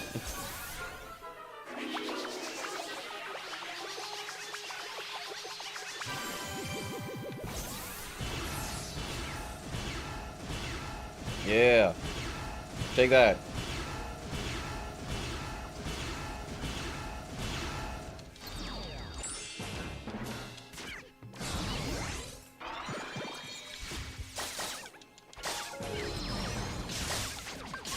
Good golly.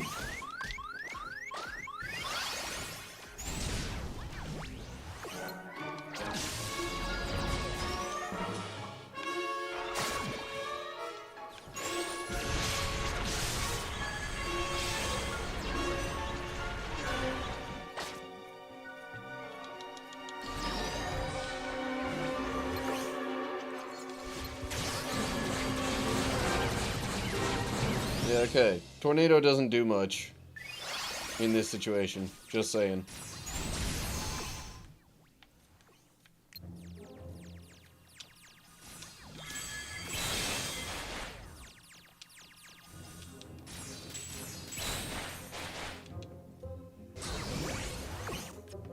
Oh, come on, quit running away.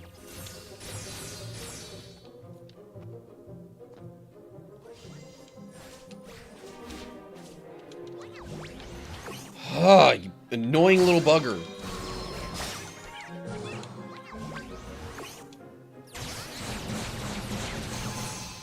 Wow, really? He interrupted my Sonic Blade?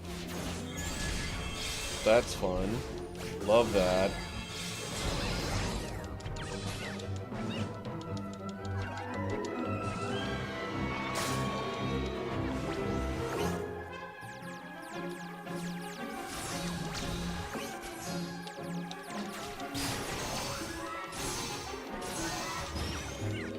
Okay, almost there. There we go. See, once I was able to get to that point of the battle, it was fine. It was just that stupid sliding along the rail part.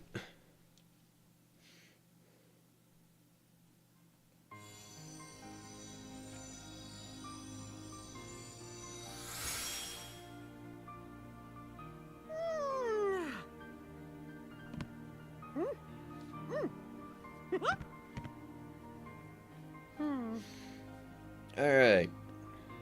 Thanks. Mickey's Sora. better, yay. Don't know what I would have done without you. Oh no! Huh? The water! Oh, I'm in big trouble if I don't fetch it. See ya real soon, Sora. Yeah, you know it. Okay. And that's all seemingly before any of the stuff with Riku happens, where there's all the water and it gets flooded and it just...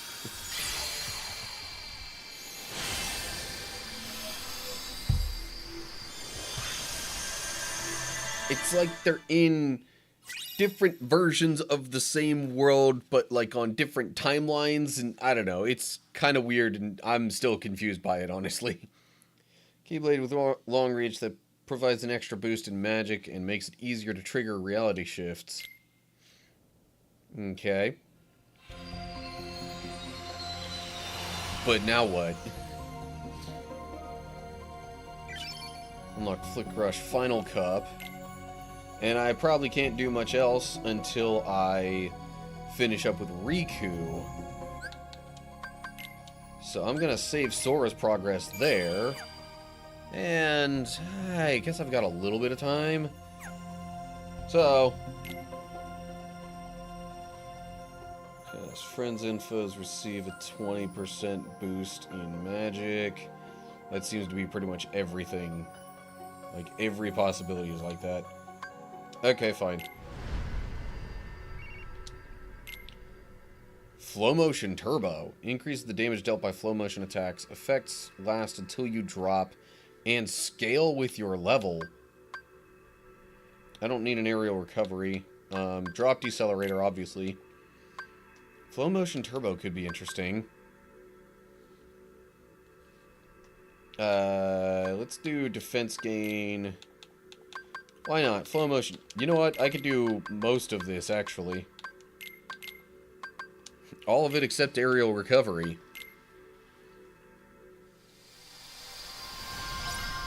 Okay.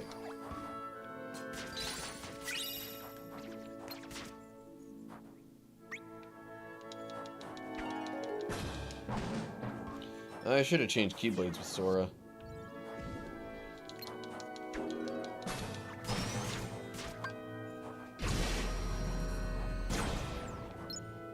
Okay. Sure seems like I'm supposed to go here. Or wait, no. That's where I came from. Never mind. So I guess I go this way?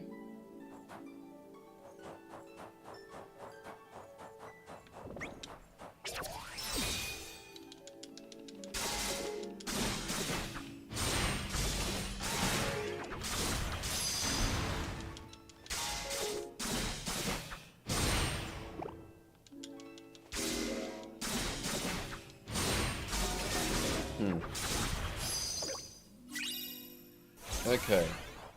So now we got another one of these glacier things here that changes the environment.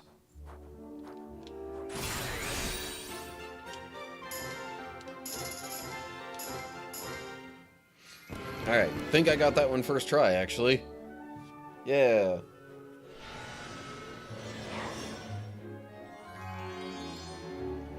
And there's some floating ice platforms up above. That's fun. Oh, really? Come on.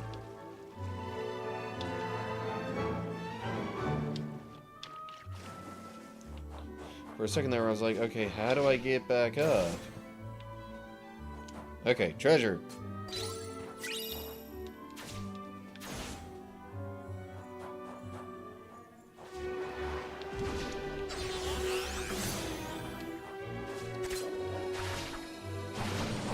Well, it said flow motion attacks do extra damage, so I'm gonna try and do more flow motion attacks.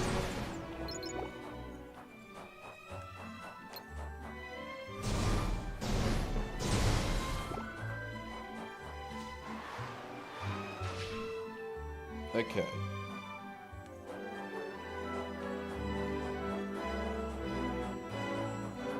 Probably leading me around here. Ooh. Alright, there's Riku's sound idea.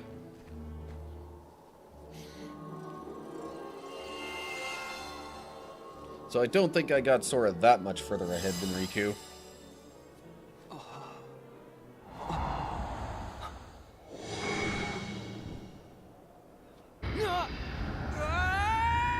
Okay. Random darkness.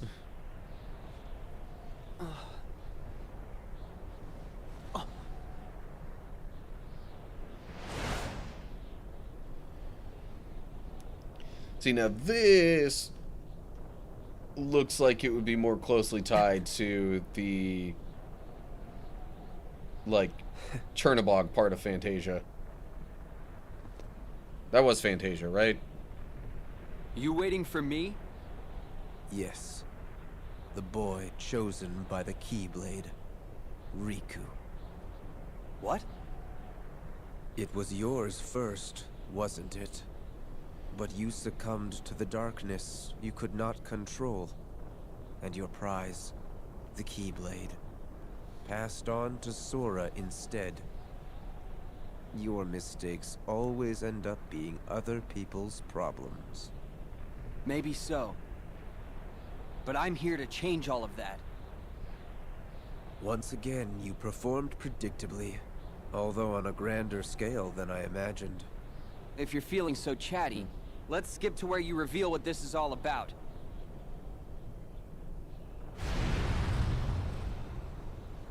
I don't know how you did it, but you really have found a way to trap darkness inside your heart. And a boy who's immune to darkness is of no use to us. Well, there's some good news. Your abyss awaits.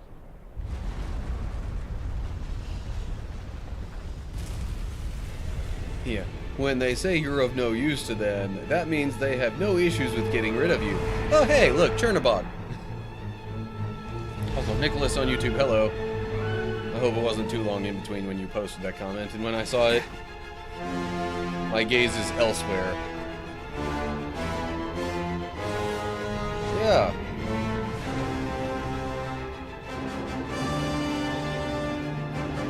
Oh. This is running more like a dive kind of situation.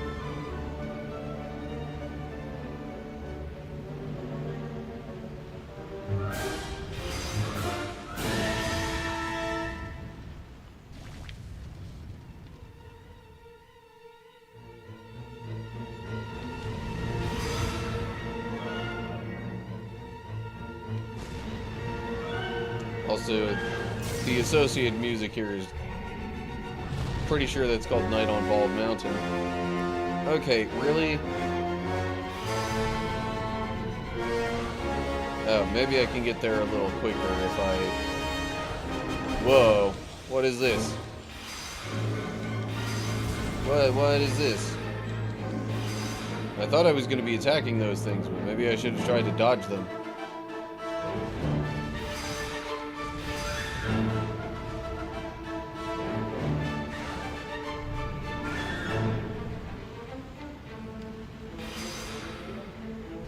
Yeah, it would seem I should have dodged them. Okay. Fine.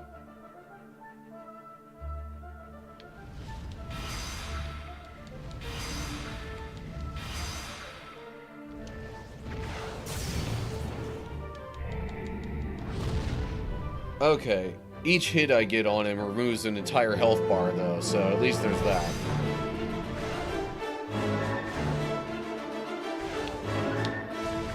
Which would lead me to believe this next hit would be the last one I need.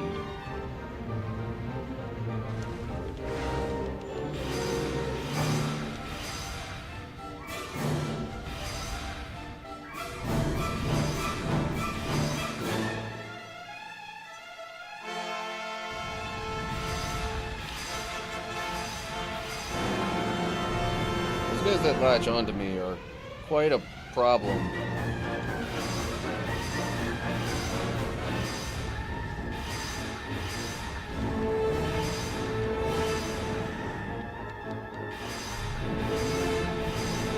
Oh yeah. Victory? Seems like.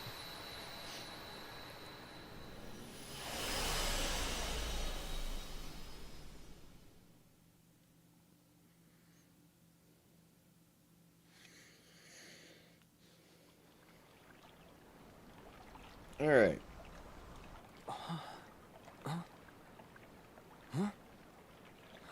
Thank you, Riku. Say, can we try out that sound idea?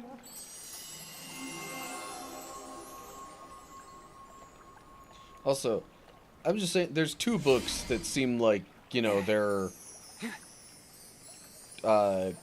cursed or whatever.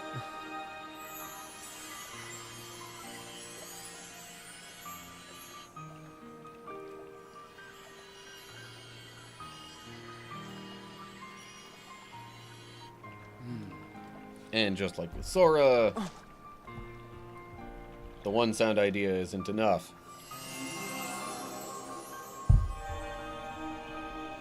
But now we've got both.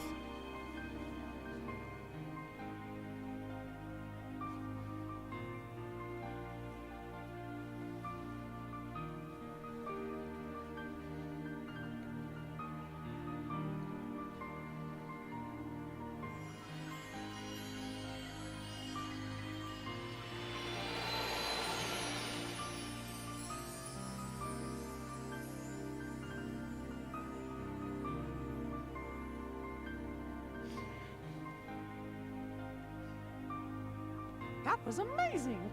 What happened? Sora. Sora? Funny. Just hearing that name kind of makes me want to smile. Yeah, that's how he is. What do you know? Riku and Sora. The sound ideas you two set free joined together. And when they did, they made a great and powerful harmony. Sora can find the brightest part of anything and pull off miracles like there's nothing to it. It's pretty hard not to smile around him. Wow! No wonder the music sounded like so much fun. But I bet he's got you to thank for that. Having such a good friend means he could really enjoy it. Huh? It's like each of you is holding on to a little part of the other. Your hearts are always in tune, so they're free to sing. Gosh, I hope I can be part of the team someday. You will. Trust me. Yeah. You kind of already are, just like a different you.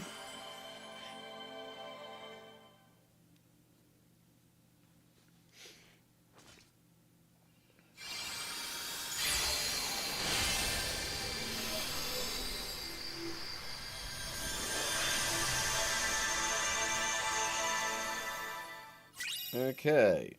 And now he gets the counterpoint Keyblade.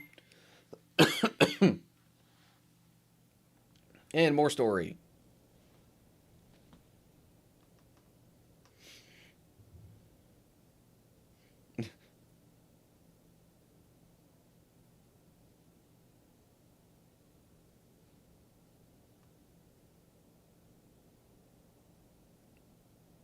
Master Yen Sid? Gosh, do you think he'll be able to do it? It's clear you cannot teach a cat to bark. But Merlin and the three good fairies are aiding him in a place that's more temporally flexible. My hope is that he can at least learn to wield it. He certainly has fire, so I suppose it depends now on how strongly it burns. Referring to Oh. Lee's Keyblade training. But what about Sora and Riku? Well, if we are running on the assumption Xehanort knew what we were planning, then he still would need to have been there. Back in the very place and time when the Destiny Islands were lost to darkness. Otherwise, Sora and Riku would have been beyond his reach. The cloaked figure. Gee, do you really think it's possible Xehanort could have planned things that far in advance? No, as a matter of fact, I do not. But what if he did the same thing as Sora and Riku did, and he jumped through time? For that to work, a version of himself would have had to exist at both source and destination. Not even Xehanort can transport his whole body across vast reaches of time. But if he had a host... Oh no. I remember Xehanort did give up his body. It was a version of him that was possessing Riku. No, it cannot be. Could he be that cunning? Possess that kind of foresight? If it's all right with you, can I go help Sora and Riku out? How? You cannot enter the world of a dream. Where will you go? If Xehanort really is behind all this, then they won't stay in the dream worlds forever. Eventually, they're gonna reappear somewhere that we can go reach them. And we can even probably guess the place. Follow the hearts, and you'll find the way. That's something Master Aqua told me once.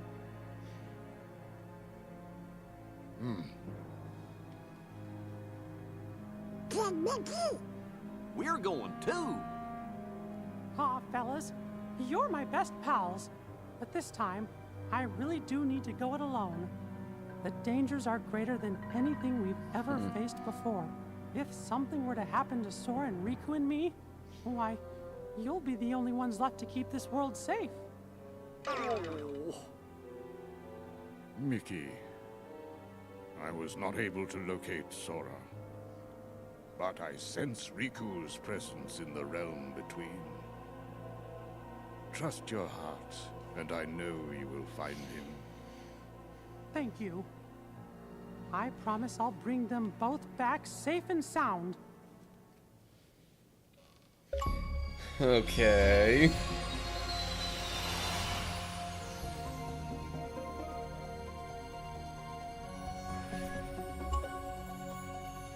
That looks like the world that never was.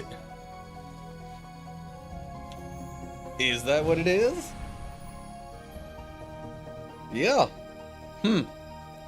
Okay. Well, I think that is what I will get into in the next episode. But for people watching live, don't think that I'm done for today, because that's just episode 1 of 2 that I'm recording.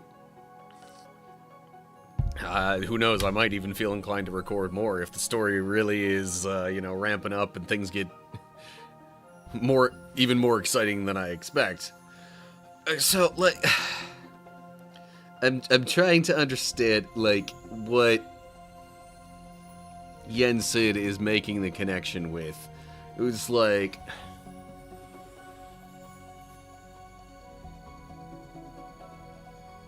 did he, like,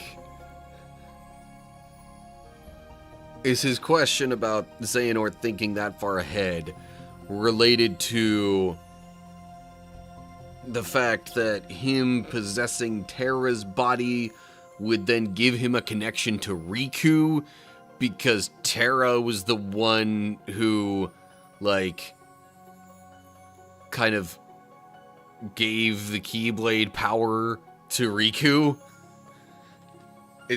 Is that what's going on? Because if that's the connection and how Xehanort was able to do anything with and to them on Destiny Islands and whatnot, then just, like, jeez. That really is, like, absolute mastermind level planning ahead. Oh yeah, okay. So that's open. I can get 0 Gravira. And you know what? I think that means I might actually end up swapping out Batty here in favor of, let's see here, which one of these have I not used?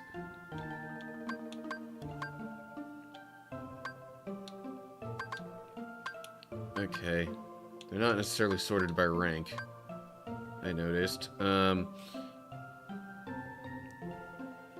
Let's just go from the top of the list. We'll add Gil to the mix. I assume I won't have any ability links with him yet. No. Okay.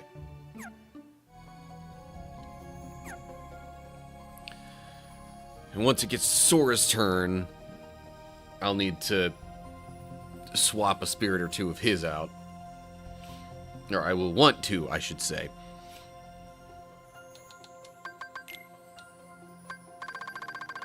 See, now, are the abilities permanent? That's what I wonder. Well, whatever. Okay. I'm gonna go ahead and get back into recording.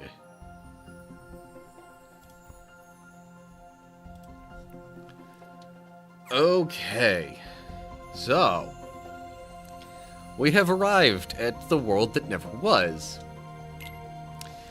Interesting that that comes up as a sleeping world.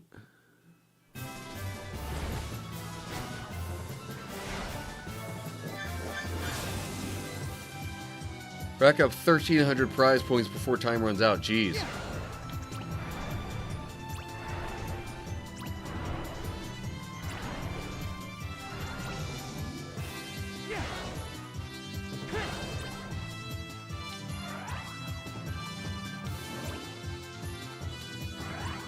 Yeah, this very much has the, like... Oh, come on.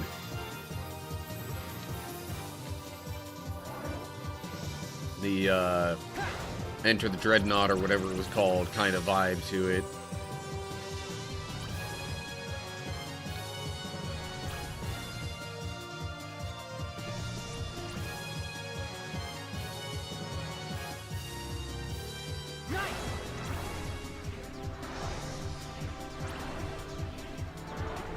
Doesn't seem like there are going to be any enemies showing up here. At least not yet.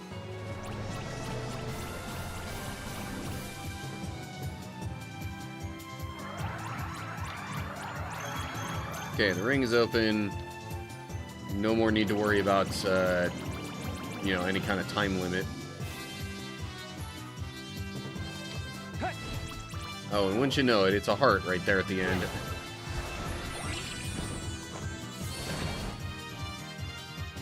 Bronze? Bronze?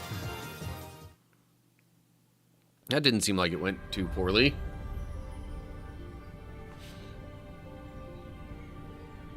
Where am I now?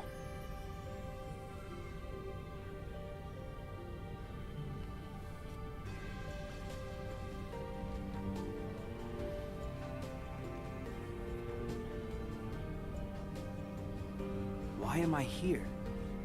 I unlocked all 7 keyholes, so I should be back in the world I came from. 7 keyholes? I guess maybe there were 2 in Traverse Town. Because otherwise, I'm only counting 6 worlds. Reality Shift, Mirage Split. Cut through the white links in the chains. Okay. Through all the white links within 3 attacks to deal major damage to enemies. Okay.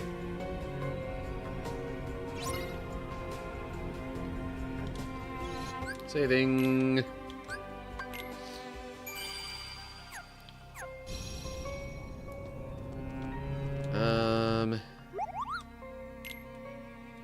Any other recipes and stuff? Seemingly not. Okay. I'm not too worried about much else at the moment, honestly.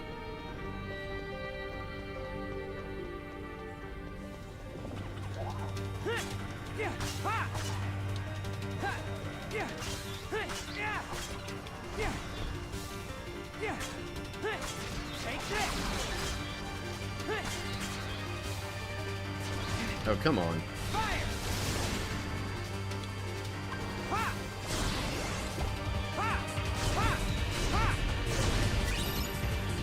Ow.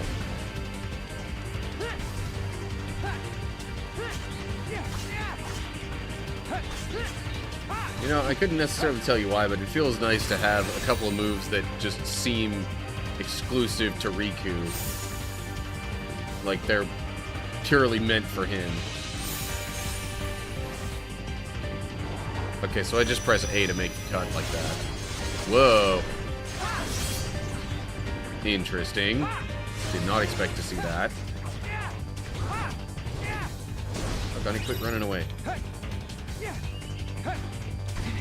Also, I would like to toss you around. Possibly also be able to do damage to some other enemies in the meantime.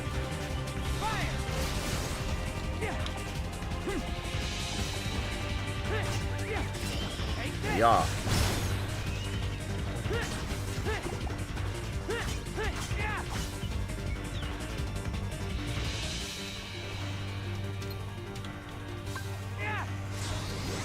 How did that miss?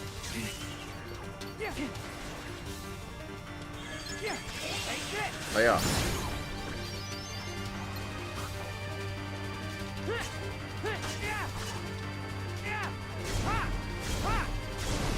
Okay.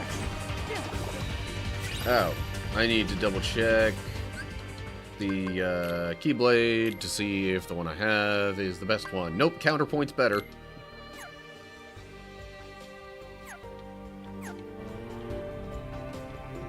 Treasure. Dream candy.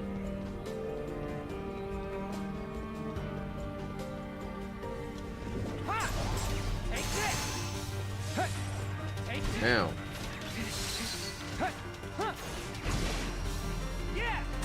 I'd appreciate it if you stopped that. Oh, is it the ball thing that's shooting stuff at me? Maybe. Yep. Sure seems like it.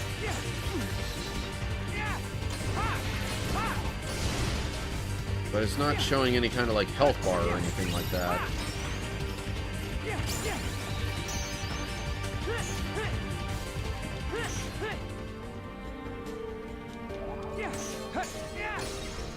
There we go, reality shift.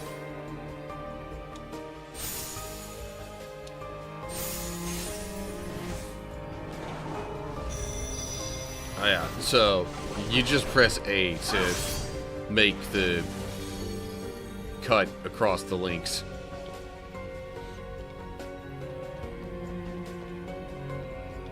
The first time that came up, I was expecting it to be an actual, like, you know, moving the control stick to do that. Whoa. Okay. That kind of very much looked like it should have hit me. I don't like what's going on here.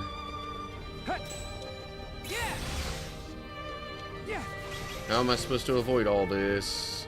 Am I supposed to avoid all this?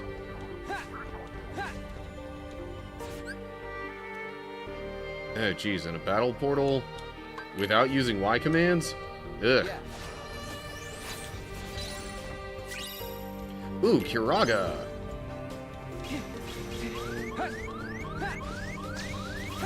No, let me out of here. Oh. Okay. Must have been one of my spirits that healed me. Thanks. Definitely swapping that out for Kiraga, which I now have 2 of. Somehow. Any other magic I might want to use? Zero gravity's fine and all, but eh.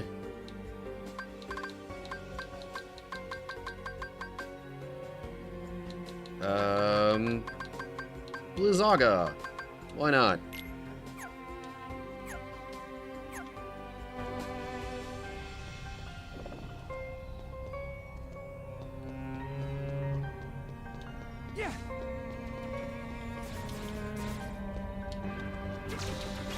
Am I supposed to be able to do something about this? From what I can tell, the answer is no.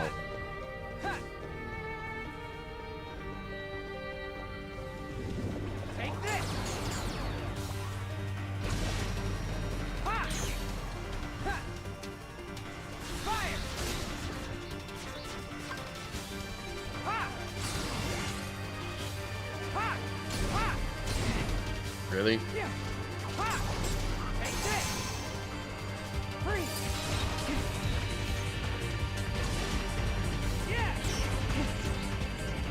I feel like attacks colliding should not result in me getting hurt as often as it does. Holy cow, what is that?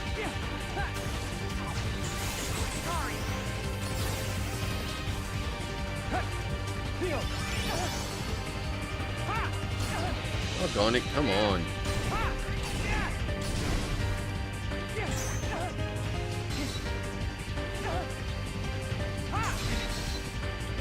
Oh my gosh, let me do some stuff.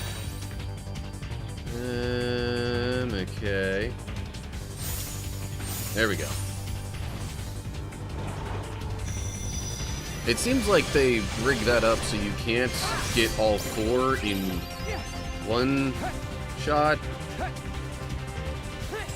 But generally you can at least get 3 of the 4 all at once. Yes, please. More healing.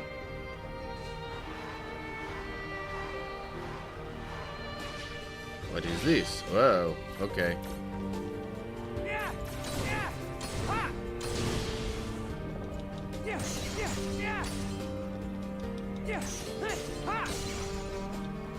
Okay.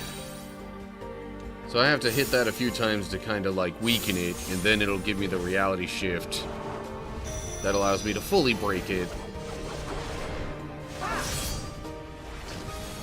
And then a new path opens. Or something like that. Oh, okay. So now it just drops me down here, and I can attack this thing. Or, you know, use a reality shift on it. And I'm hoping that disables the lasers.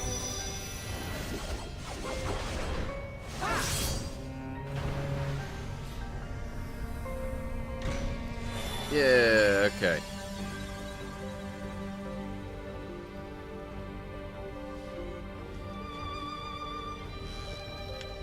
And now I'll get the treasure here. Yeah. Now I will get the treasure here. Okay. Double flight. Ooh. Yeah. That reminds me, I need to check my command deck for that kind of stuff. So I got the high jump. Double impact. Double flight, yeah. Do I have glide equipped? Oh. Double flight is Riku only, glide is Sora only. Gotcha, okay.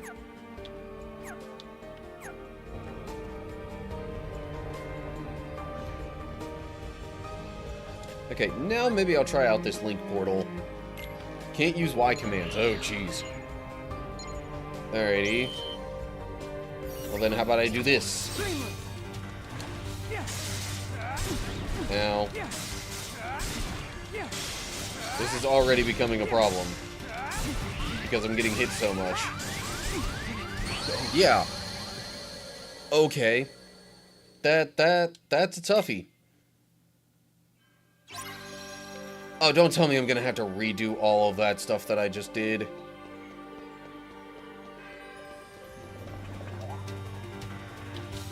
It seriously, like, didn't save any of that. Seriously? I hit continue. Why would that... You would think if I said, okay, load game, and actually went back and reloaded that save file, that then that would happen.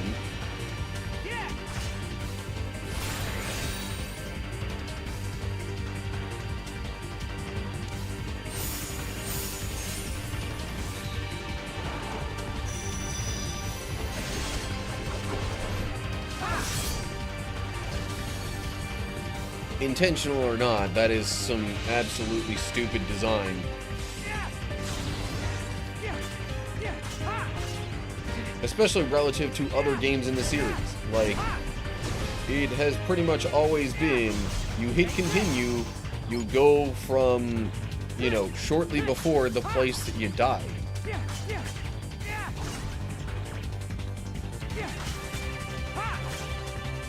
Or was it just because I died to one of those link portal challenge things?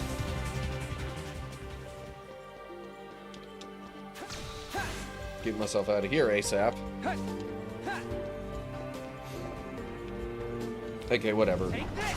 I guess the regular battling wasn't, like, too terrible. Just kind of annoying to have to take the time to do it again.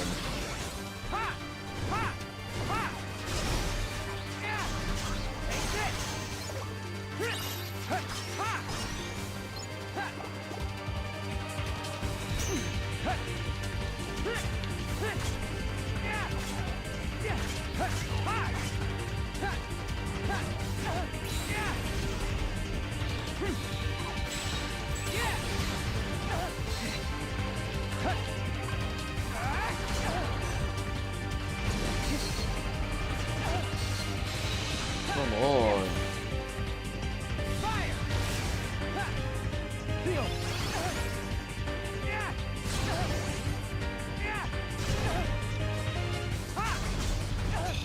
This guy interrupts literally everything I do. It's so annoying.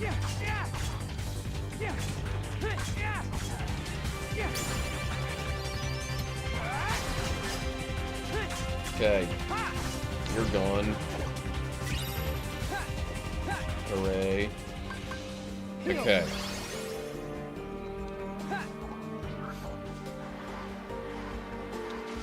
Oh. There's something in the middle of here. See, I didn't get this before.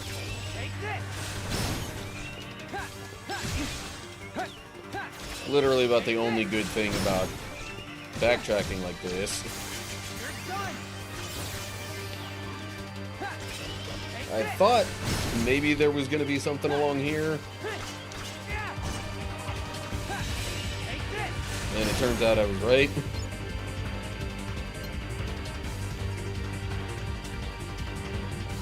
I just didn't really get the full confirmation of it before. Oh. And more treasure. As well as more enemies.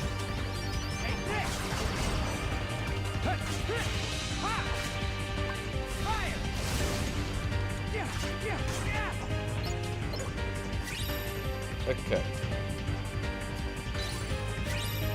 Elixir.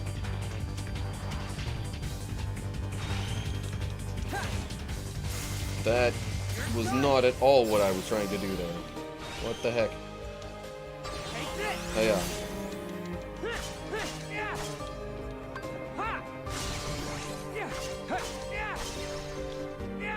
What the...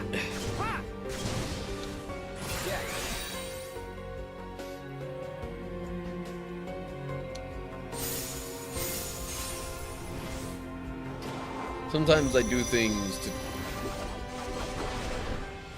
you know, sometimes I press the buttons for the reality shifts and it just is like, yeah, no, we're gonna have you jump too high, and then you just use whatever command you had there instead of doing a reality shift.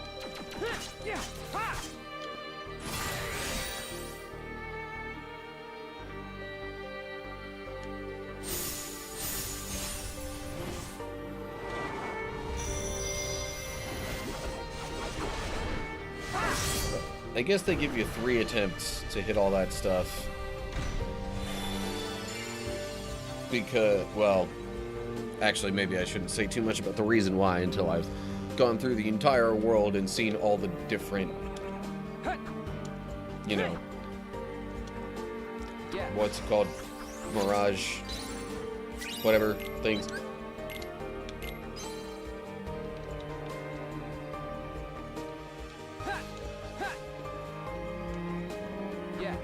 But right now it seems like, okay, you get 1 hit for most of them. You get another one for,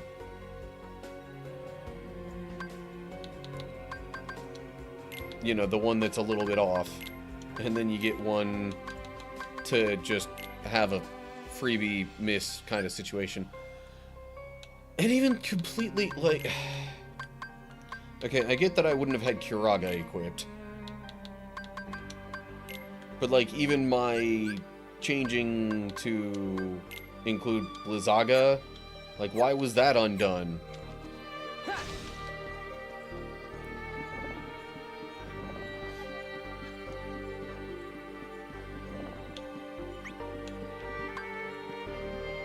Oh yeah, I gotta get Gil in here, get him some more experience and stuff. Or it. Whatever. Yeah, well now there's 2 different paths I can go on.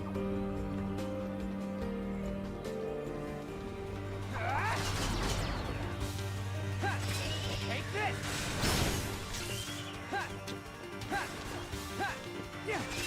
Take this! I don't like when a very story-based game gives me branching pathways. Take this! Take this! I mean, as long as it's never possible to just outright miss something in the game, then it's okay, I guess. Take this! Take this! It just feels like it would be better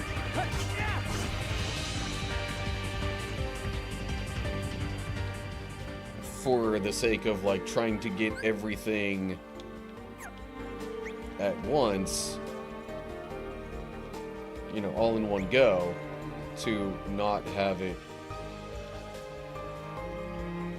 really branching off too much. Or if it does branch off, like, have it be obvious which way is story path and which way is not.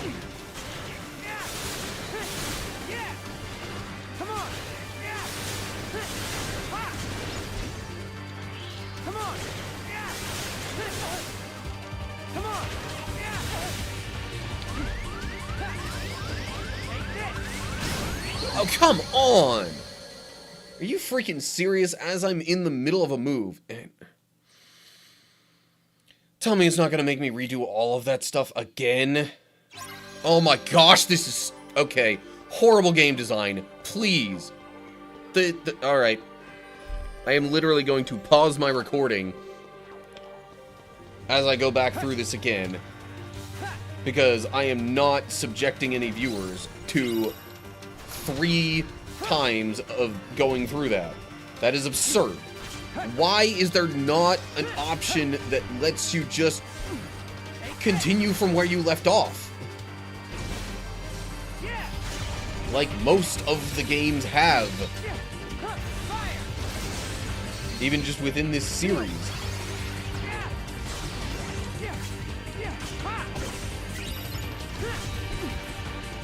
Whoever made that design choice, no, that was dumb. Never, ever, ever.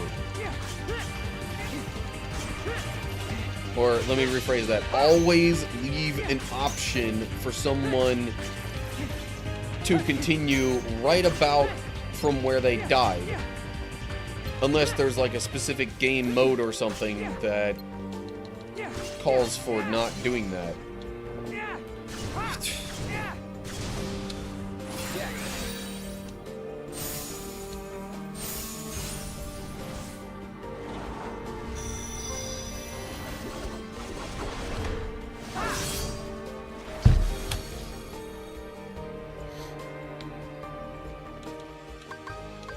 That is not at all a good way to even attempt to, like, raise the stakes or whatever, or make it seem more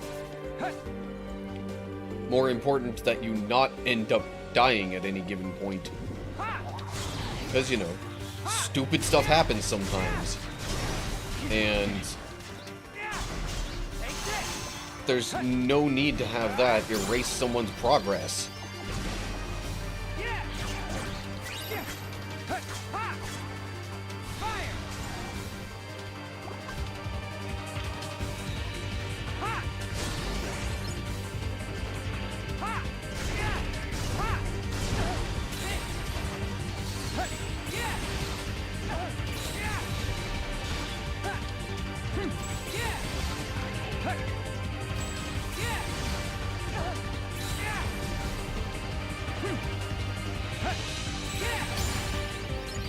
Okay, so anytime that enemy's head becomes detached from its body, just block and counter. That's apparently the only acceptable thing to do in that situation.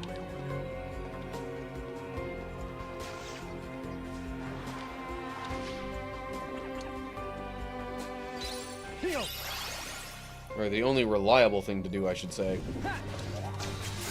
Sorry. Yeah. Yeah. Yeah. Ha. Ha. Ha. Yeah. Ha. Take this. Yeah. Yeah. Ha. Ha. Yeah. Yeah. Okay.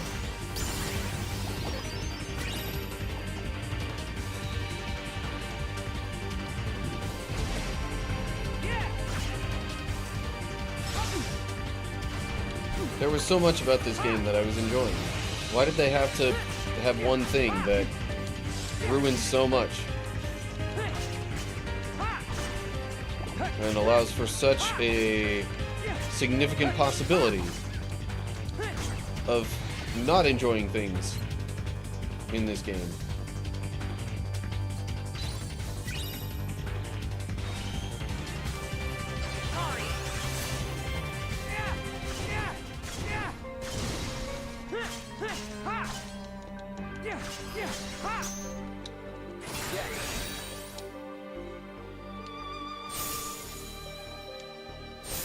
Mirage Split, that's called. Anyway. Ugh.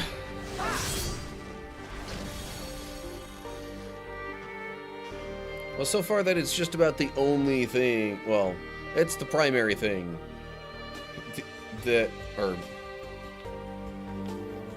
out of all the different little aspects of this game, most of which are enjoyable, that's like the one undeniably annoying thing. And there's literally no good reason for it.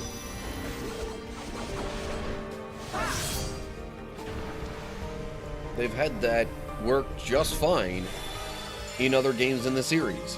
So why in the world would you ever then, after introducing that ability to a series, then remove that ability to just continue where you left off after you die? It's just so stupid and pointless.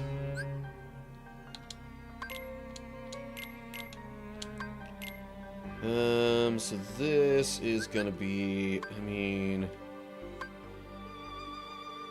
you know what? Maybe I should try zero gravity stuff. And that's gonna be Kiraga, for sure. And then this stuff. Double impact and double flight. Oh, and I'm gonna make sure I have the counterpoint keyblade equipped.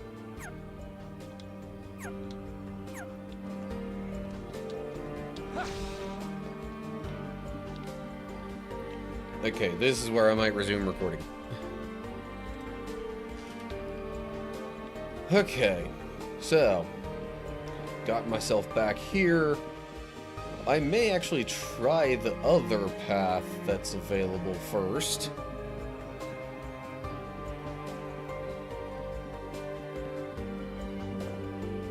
Or at least try to get an indication of, okay, that's the way to progress things. So if it's at all doable, I would like to, you know, do what I can along this path first.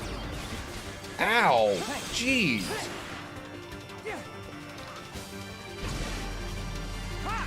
Okay, something healed me though. Had to be one of my spirits. My guess would be Rosebud.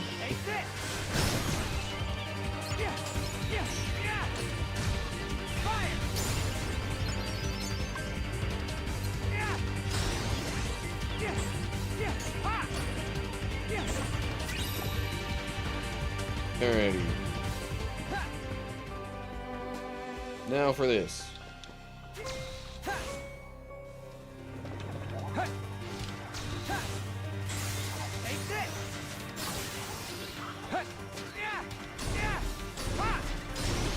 I guess it wasn't so bad until the freaking T-Rex kind of thing entered the room.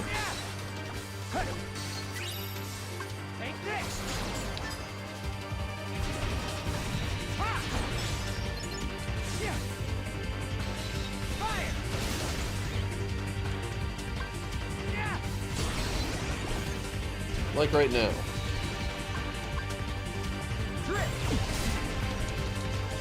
What? Really? And I got freaking stunned?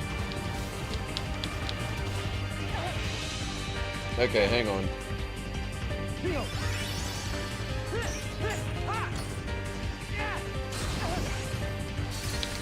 And there I got frozen. These enemies really are some of the worst in the game.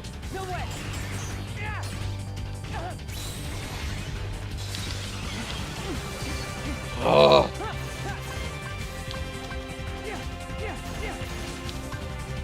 Just trying to get away, so I've got space to heal.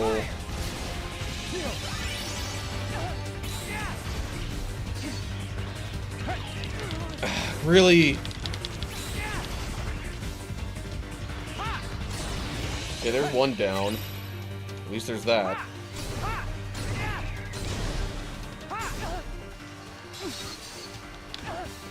Oh my gosh!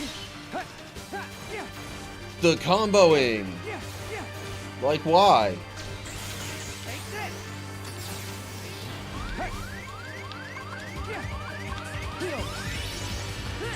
Be gone! Freaking demon spawn.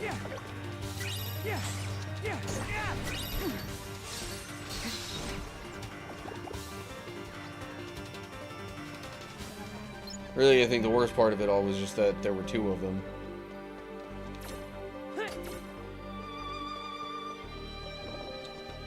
Okay. And I cannot flow motion my way up this thing. Of course not, because that would make it probably a little too easy.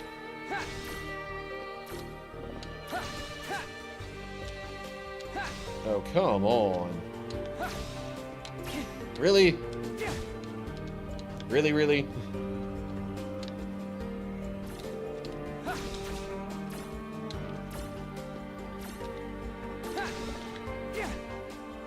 Wow! Just one annoying thing after another in this area. I don't know if I'm supposed to be able to get up any higher than this. If so, this would be how. Yeah, okay. That seems like the last thing I was... Ooh, Dark Splicer. That sounds like a very Riku-related move.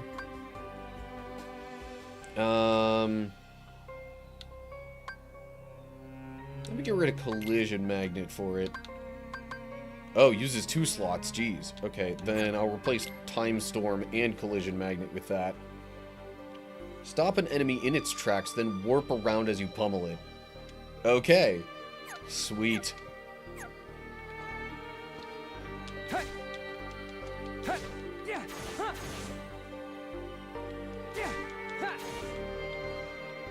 Okay. And now I'll go the way that actually progresses story stuff.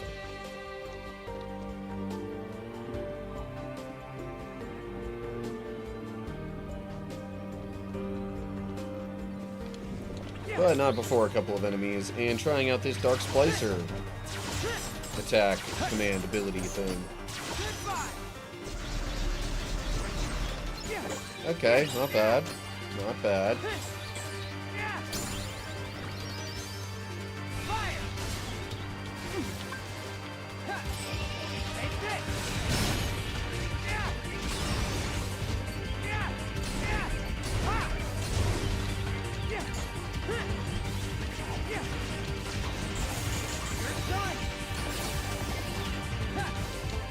Yeah. Maybe I should do some more flow motion attacks or something like that.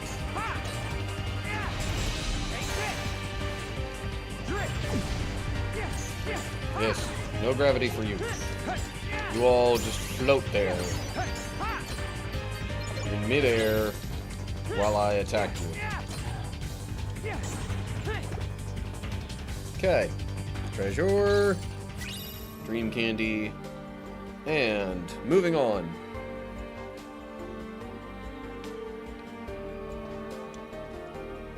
To just another room that so far doesn't seem to have anything super special about it.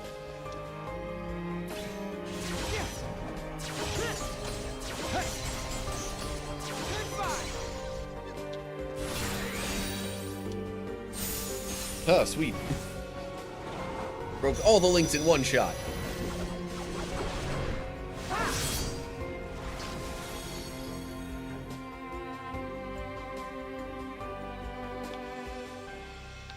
And there is treasure over here. Always check under the steps. Or ramps, or whatever. Always. Okay, that time there was nothing. But still. Doesn't hurt to check.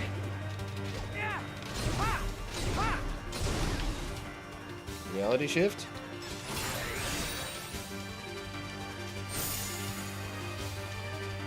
I don't know if that's going to do much to the nearby enemies, but we'll see.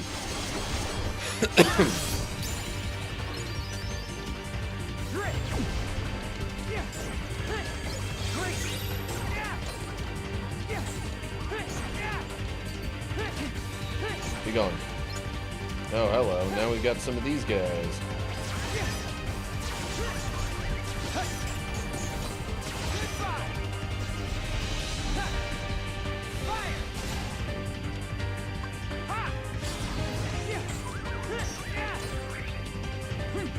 I meant to try and do a dash kind of thing.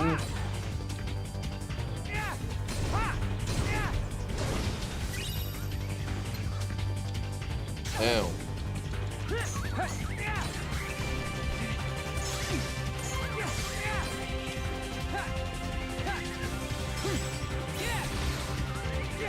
Come on. There we go. You're being a little bit annoying. I would like to get rid of. That's the one that I think I was originally trying to chase down from the upper level there.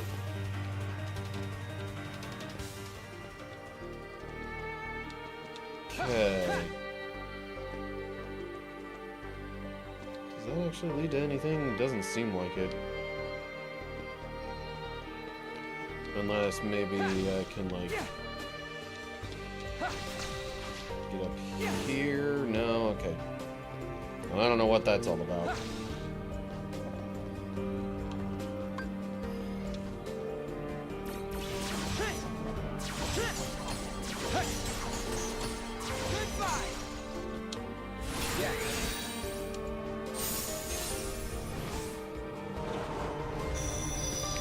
Okay. Seems like pretty soon here Riku's turn's gonna be done. And then we'll switch over to Sora and do some more stuff in this world.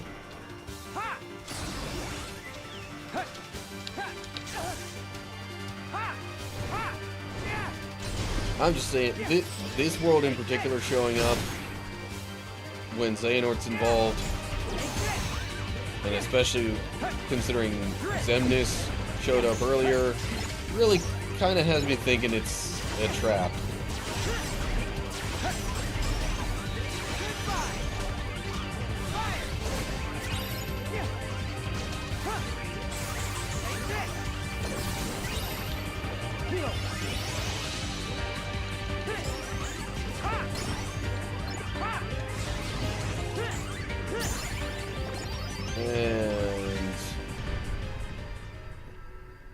Who knows whether it'll bring all those enemies back or not. Holy cow, I did not get many drop points. Sliding block. Block a head-on attack with X to knock the attacker into the air. I mean, that does sound kind of helpful. Okay, get that in the drop decelerator, and that's it. Jeez. Not exactly giving Sora a ton to work with. Now, before I fully dive in with Sora, I need to look at some stuff here. In particular, is there anything in his command deck that I would want to... That's the slide roll. I don't really care about that.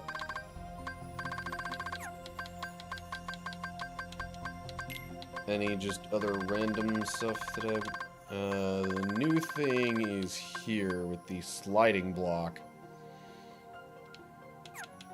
That would be instead of the wake-up block. Nah.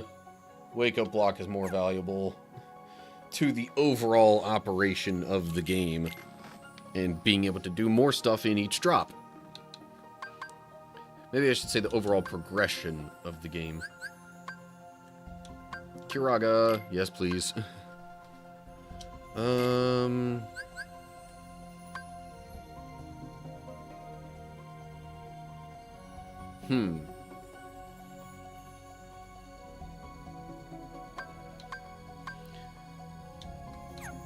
Not really that crazy about balloon, but it's not terrible either.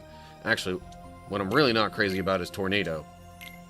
That didn't seem to have much effect at all before. So, I'll put Spark in there. Yeah. Okay. Then I might change out some of my spirits here. Sorry, let me just... Okay, so Garfield's all done. So's Dratini. So I may just swap them out.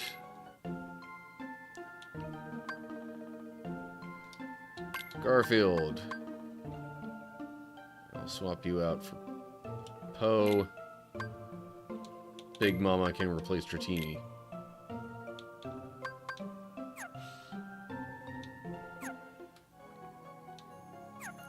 And let me make sure I get the preferred Keyblade equipped here. Counterpoint, yeah.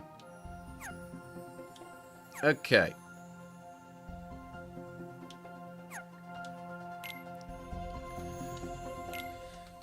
Now it's time to dive in with Sora. And my arm felt a little weird there. Oh, it's a boss. Queen Buzzerfly, okay.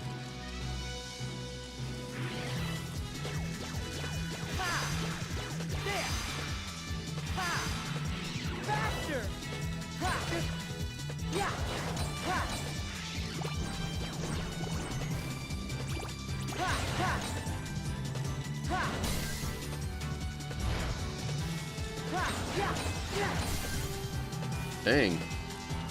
Faster! Here we go! Yeah, yeah! Here we go! Yeah! Faster! Yeah! Doggone it. For a second I thought maybe I was gonna complete it in like just one time around. One round of attacks or whatever.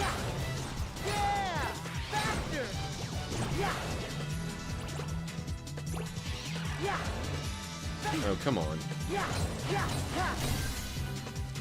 Okay, so now she turns back around and done. Yeah, I literally only needed one more hit. And the ring is open.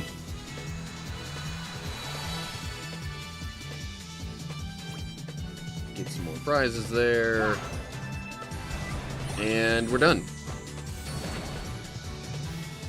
A rank. Maybe if I had gotten it on the very first set of attacks. Ooh, Meteor. Maybe if I had gotten it on the very first set of attacks, then it would have been an S rank. Oh, hey. Yeah. Wait, isn't this? Yeah, it's that place.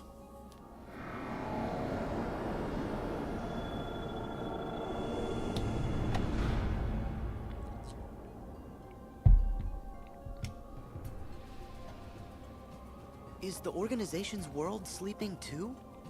No, it can't be. I don't think I know I definitely Riku- found the 7 keyholes already. So I've got to be awake again. Riku's cinematic and here in was the pretty real short. world. But why here? Oh, what's the matter, sleepyhead? Who's there? Show No. yourself! We jumped through a lot of hoops to get you here. But it looks as if it's gonna pay off.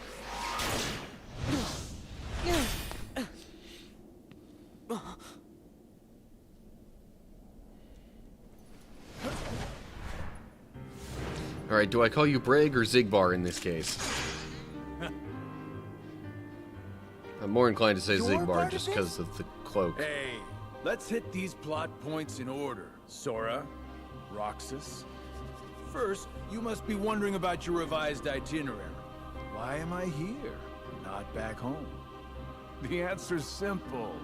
We brought you to this place, hijacked your little slumber party before it started, and ever since we've been both your companions and your constant guides. Before it started? Oh, the man in the robe. And so that guy in the black coat. And Xemnas. Bingo! You were able to go back in time to just before your home became a sleeping world, only because a past version of you already existed there.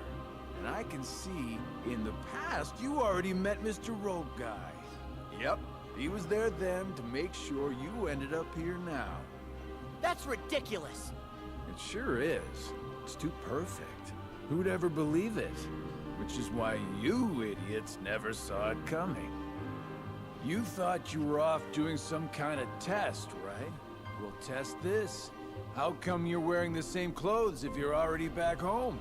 You are not gonna wake up, okay? Look, there's no real versus dreams anymore. There's just you, us, and this. Eh. I see. Fair enough. So what? At least I know who to blame for it. Ooh. I see you still got that angry look down. But here's where I tag out. I got just a few more hoops I gotta jump through. Huh?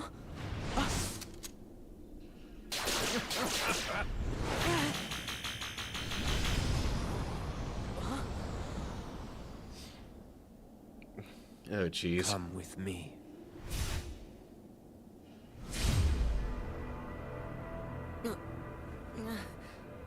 What?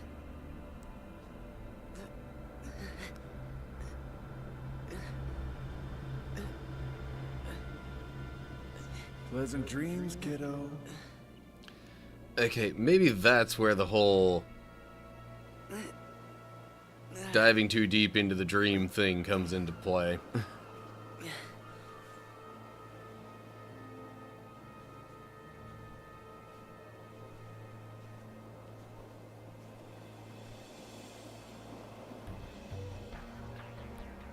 Yes. This was where it started. At this point, I still had no idea that I was talking to myself. He cast away his bodily form just to set me on the appointed path. What do you mean? That is Xehanort, reduced to just a heart. The being you and your friends called Ansem. Whoa!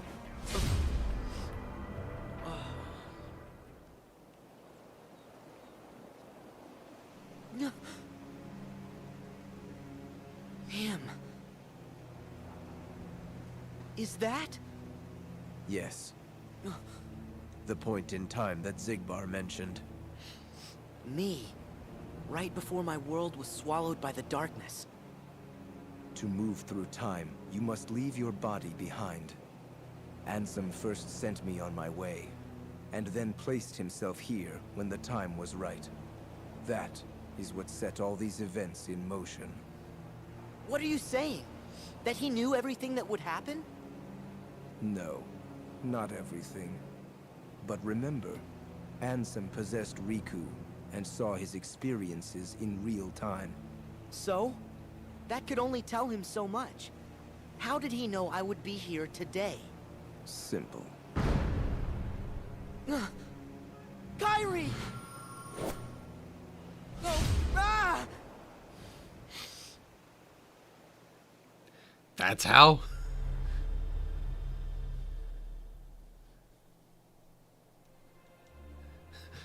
So wait, two different versions of Sora actually both attempted to catch Kyrie there? In that same moment? Is that... Am I understanding that right? What is... Whoa. There's like 6 different Soras floating up there.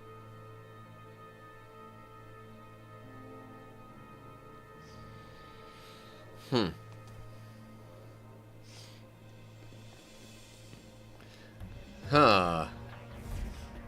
You've been here many times. Your first journey, your voyage through memories, in the datascape, in your dreams. Oh, jeez, We yeah. lived again and again, like deja vu.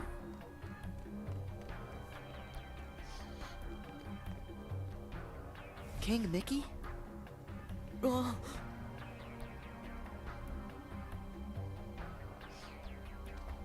That's where they're like, look, a star is going out.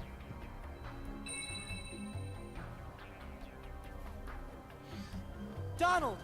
Goofy!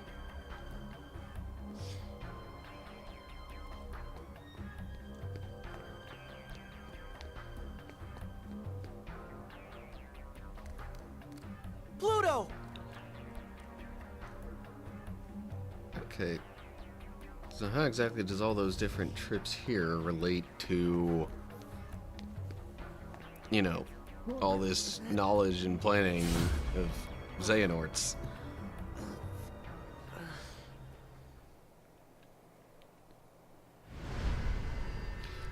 Okay.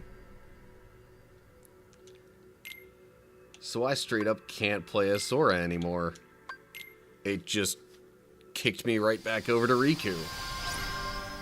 Huh. Fancy that.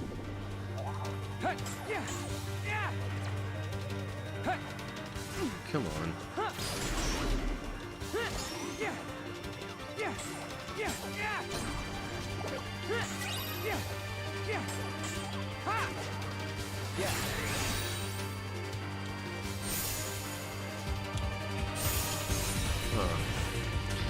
Okay, man, there's...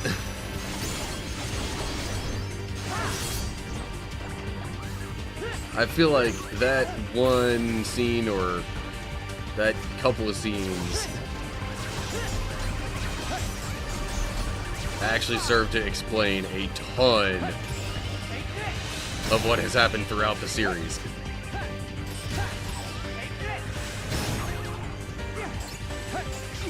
Or it was sort of a retcon to just try and make sense of all of it, bring it all together.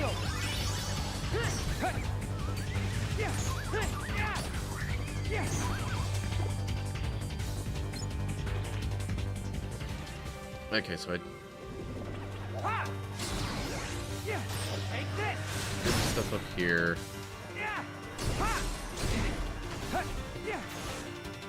Ow.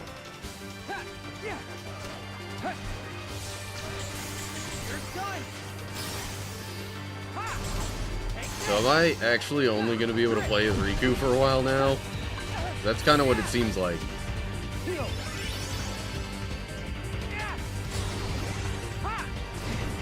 Come on. I really wish they would quit interrupting my attacks.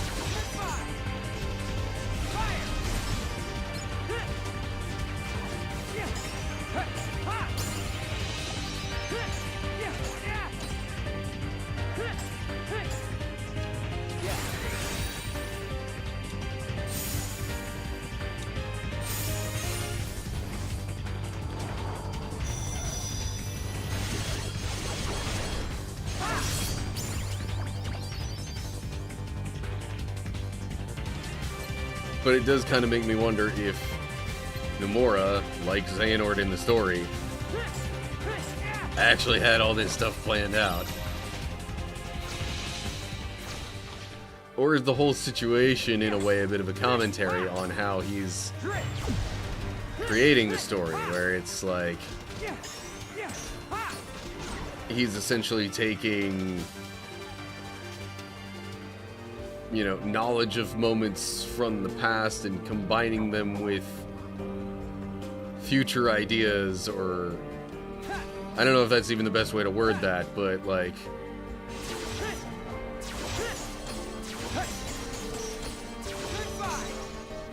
but I guess that would pretty much be the definition of, like, you know, retconning things.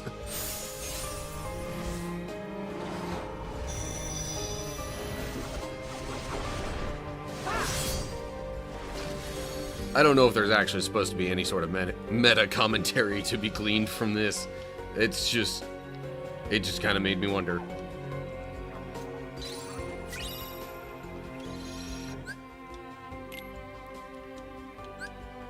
Okay.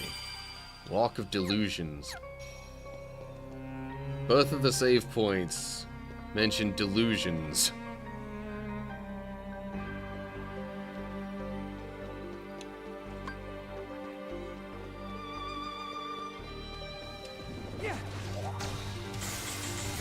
Boom.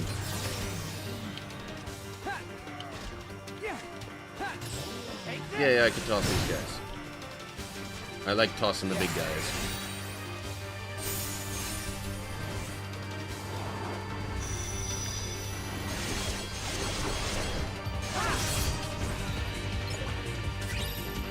See, and there are some situations like this where it almost makes understanding it all worse for someone who generally attempts to not make assumptions too often.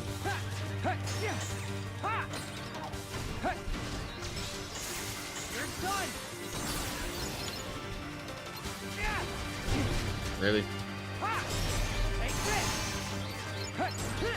I get hit by one little thing and my entire command attack is thwarted.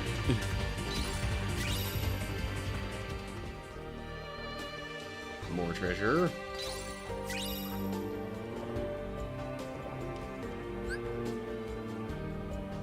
Achieve victory. I don't know how I feel about doing any of those right now.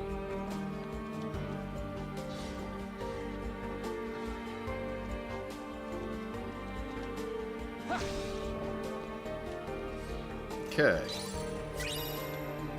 Treasure there. And then it boosts me up here. I can go up higher, which would presumably, you know, be the story continuation, or get me closer to advancing the story.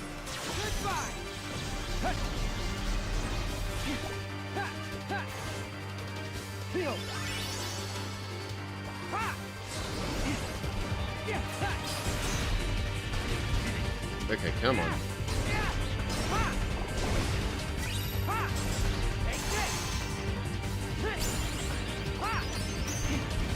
That's right, I already took care of the whole switching spirits thing as Riku, at least as far as overall party's concerned. I may, after this, want to swap out Spike to get Gilmore involved.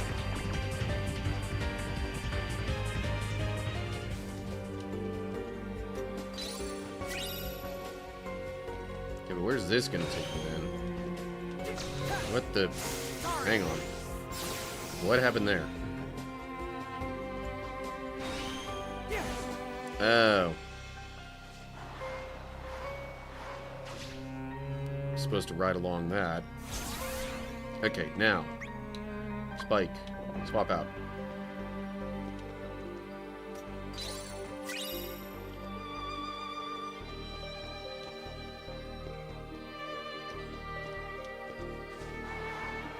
Okay, that sends me over here. I think this is where I entered from. Sure seems like it. Hey, treasure. Yeah. And we get Spark Raid. Interesting.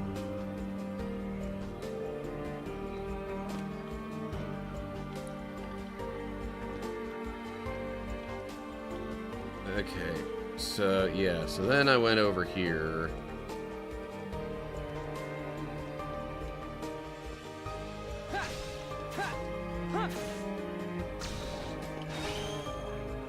Then jumped up here and okay, yeah. Seems like I got pretty much everything.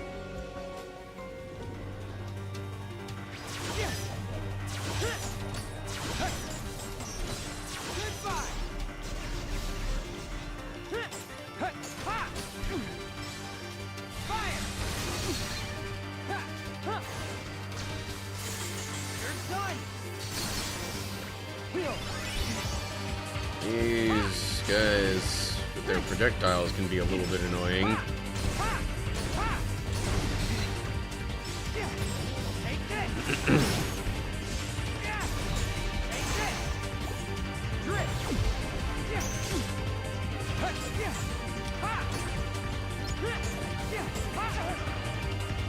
Yeah, I will say, if, and this is a big if, but if Nomura actually had all this stuff planned out, like all the ways that all these different games would connect, if he had that entirely planned out from the start of the series, good grief, that is a lot to keep straight.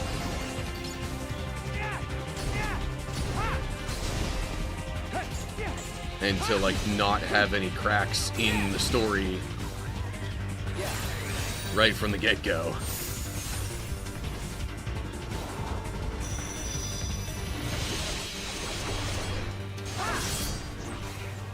Jeez. There's even more stuff now.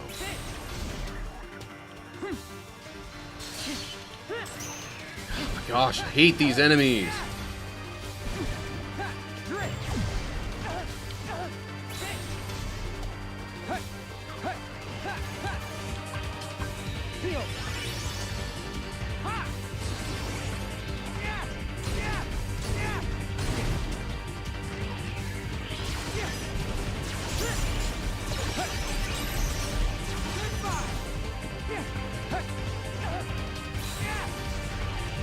Not much use doing an attack if I'm getting hurt all the while.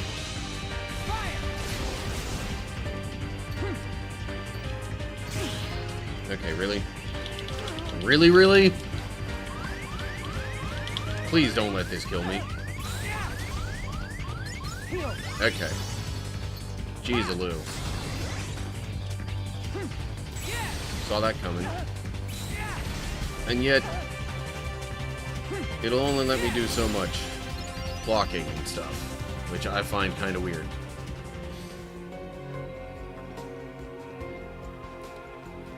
Maybe I should have stopped at that previous save point.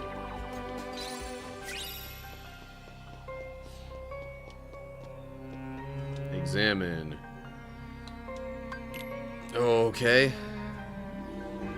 Maybe there will be a save point after this lift.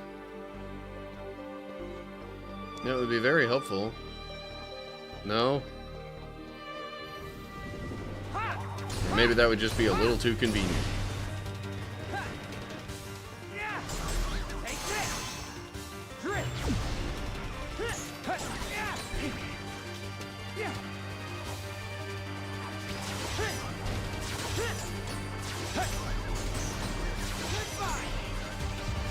So my question then becomes, if I basically can't play as Sora right now, then what happens when Riku's drop ends? Chain reaction.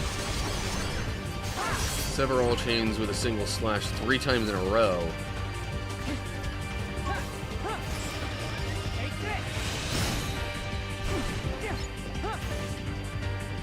There we go.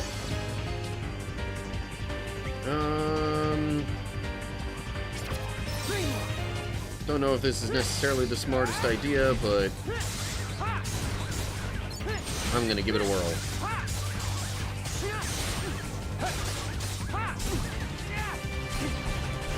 Okay, freaking really?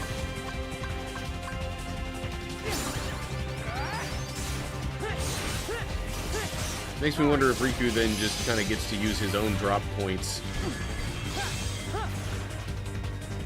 to boost his own next drop.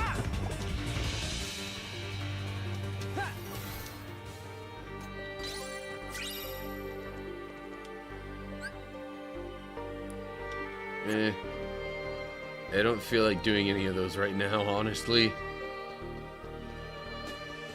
Anything over this way? There's a bit of treasure, at least. Hiya. You keep backing away from me. Is it because you know what I'm trying to do?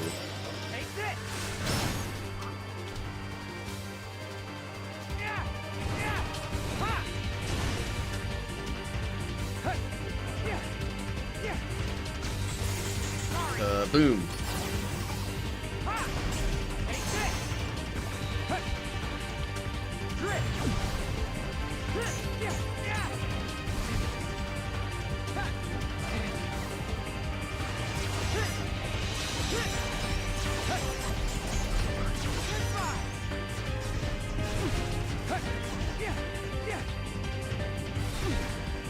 Okay, yeah, great. Put me up against a combination of some of the most annoying enemies in the game. Ow. And Drain Dive missed somehow, it seems.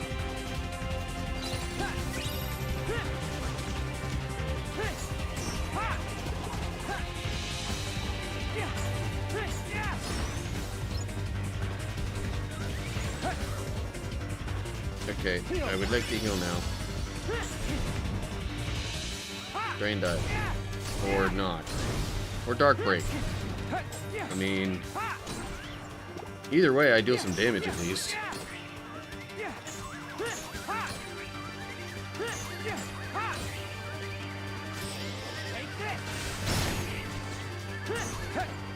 Okay. I was like, are we done fighting now? No, not yet. Not quite, anyway.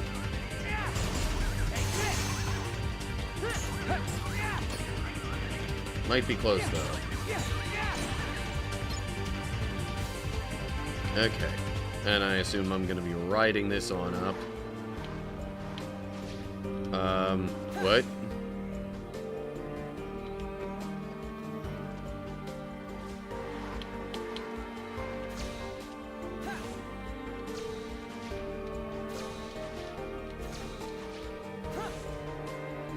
Okay.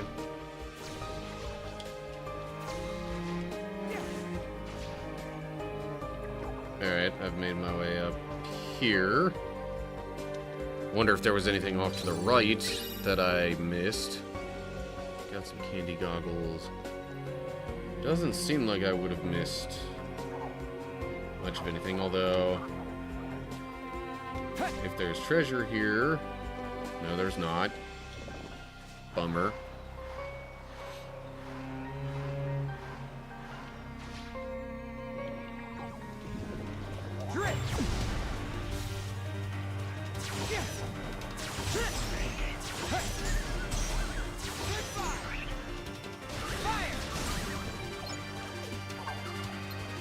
Really? Why the heck are you all the way down there?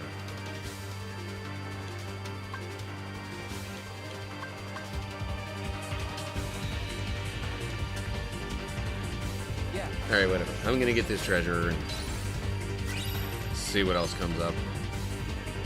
Oh, now you're up here. Sure.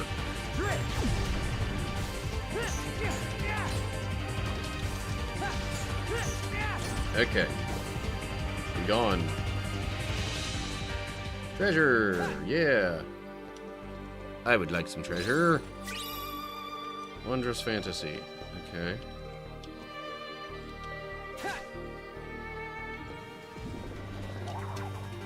This is probably where I would have wound up had I continued to go left, maybe.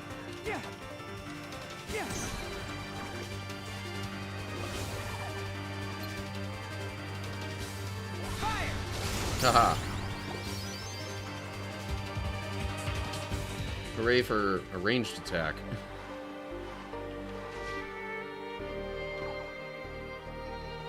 Okay, this is definitely progress here. And a save point. Okay, well,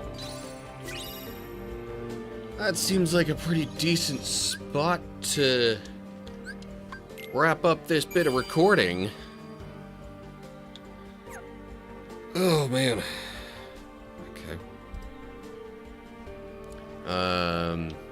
Only other thing I'm gonna do is, well, A, look at the shop, see what all I might be able to get from here. No recipes, it seems. Link block. Press X just before a spirit gets hit. Just before a spirit gets hit. To warp in front of it, block the attack, and charge the spirit's link gauge. I mean, I'll buy it. I don't know if I'm going to use it, but I think I'll buy it.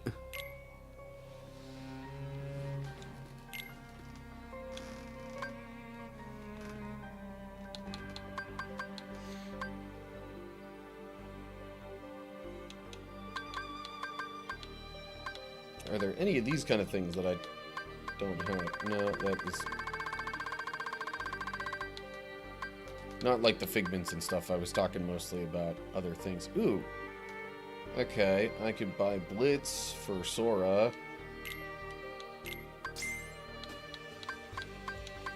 Thunder Dash. Shroud yourself in electricity and punish enemies with a charging attack. Sure, why not? I'm just going for ones that I, like, don't have any of. Circle Raid. Well, I can't buy that right now. Nor Tornado Strike or Icebreaker. Can't buy Faraga.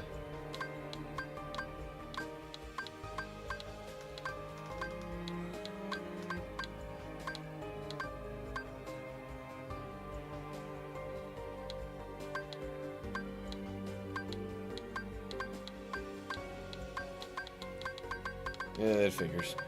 Okay. Next thing I'm gonna do... check Riku's commands and see if there's anything else that I want to give him. Well, I kind of doubt it. So there's Thunder Dash, which... Spark Raid. Throw the Keyblade at the enemy. If it connects, the Keyblade will split into beams of light that fly in all directions. Huh. Interesting.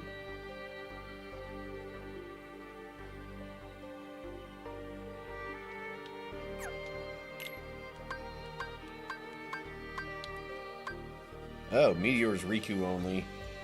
Bring meteors crashing down on the whole area, triggering a mighty explosion.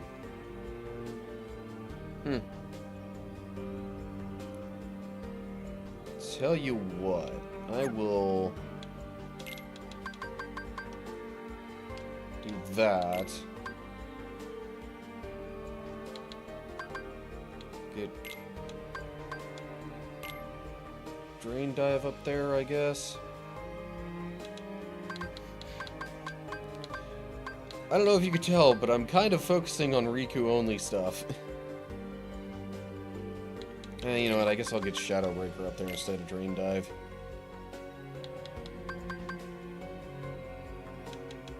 I thought maybe Shadow Breaker was a Riku-specific thing, but it's not.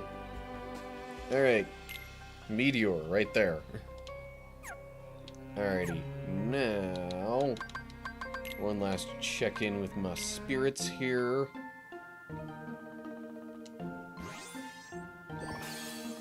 Zero gravity, attack haste.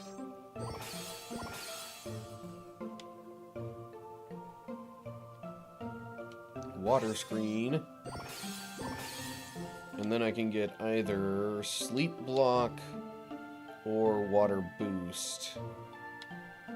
Water boost would lead to gravity strike. I think I'll get sleep block. Not that I'll necessarily use it.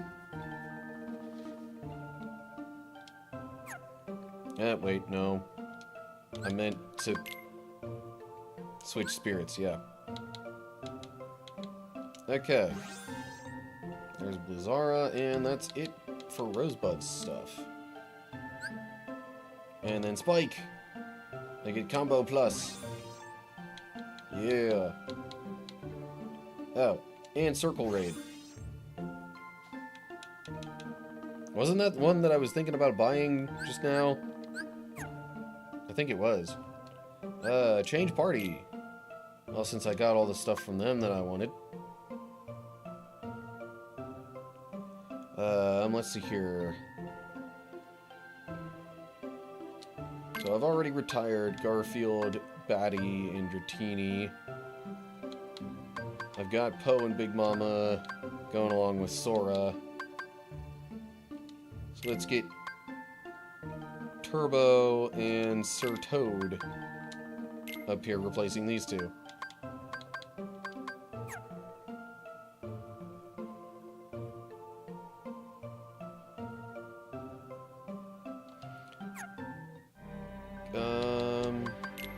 Oh yeah, maybe I should see if there are any other spirits I can create.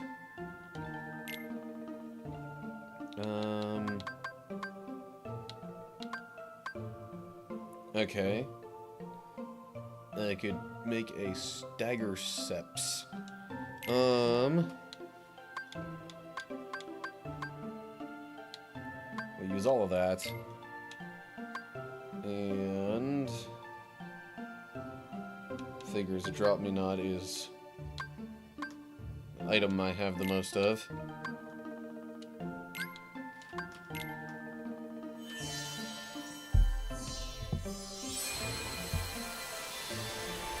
Just make sure there's nothing super important on my phone here. No, not really.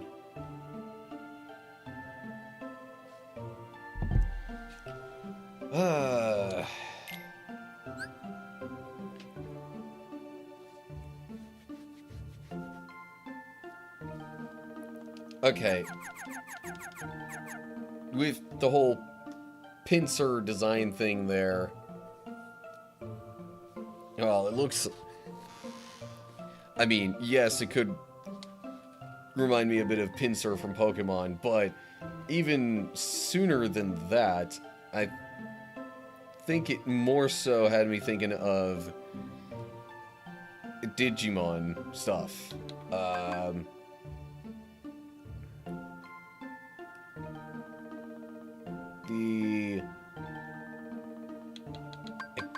I guess more specifically, it had me thinking of, I don't know if this is the correct pronunciation, Kuwagamon? The big... Is it a gray one? I don't know.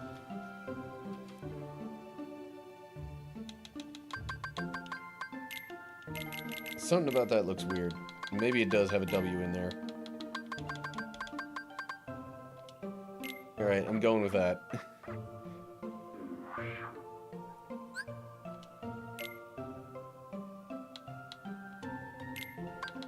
Oh, and I can make a Chef Kairu.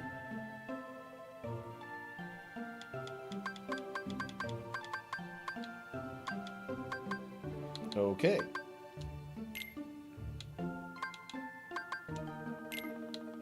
There we go. Create that spirit. But now I need to think of another...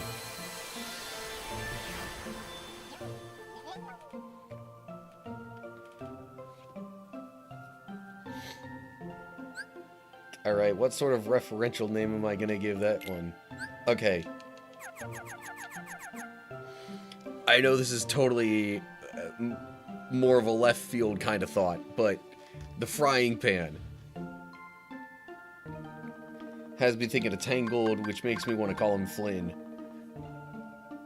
Because it sure as heck doesn't look like a Rapunzel. Or, actually, if I wanted to be more accurate, I could call him Eugene.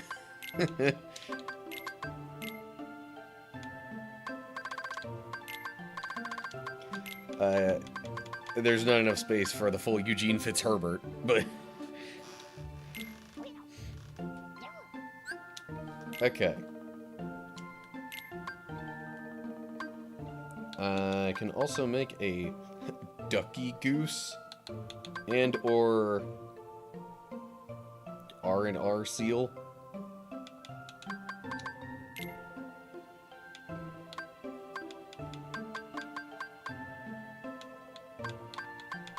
Okay.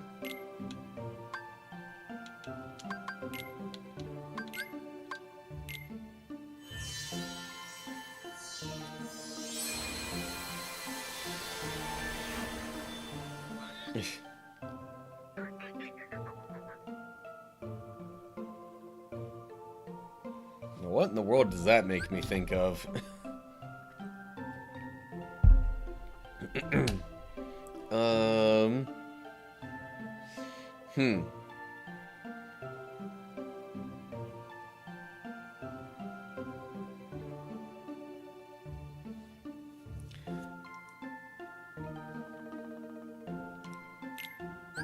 Okay.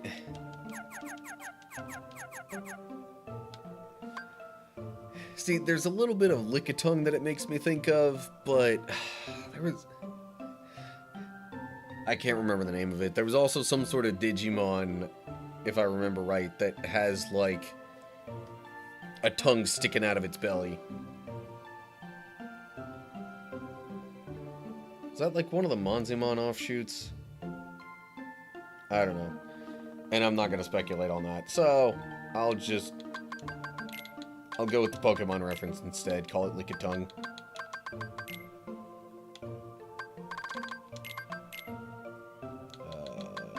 I'm pretty sure they spell that U-N-G.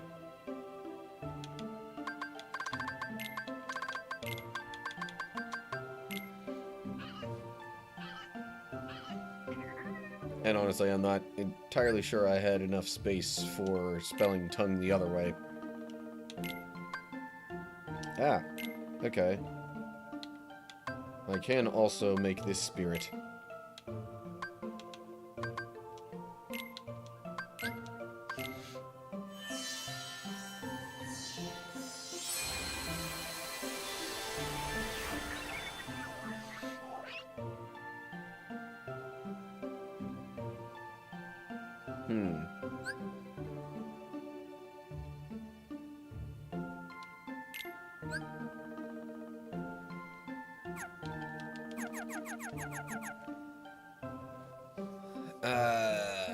Not too many other... Alright. So. I know it's a seal and not a penguin. But in a way it had me kind of thinking of, what's that one Pokemon? Piplup? However, to fit with the whole R&R theme, or what I think that stands for, I'm gonna call it Naplup.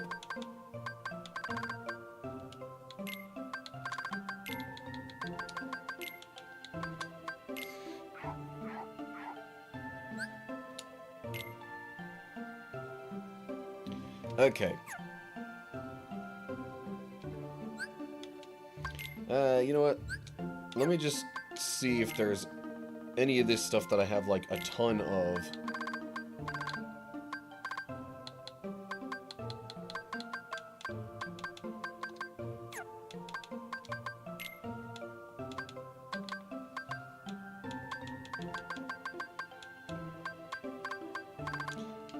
Actually, you know what? I'm not that interested in creating as many spirits as I can right now. Oh yeah, so now I have Circle Raid. Orbit your Keyblade around you, causing it to strike and bind surrounding foes.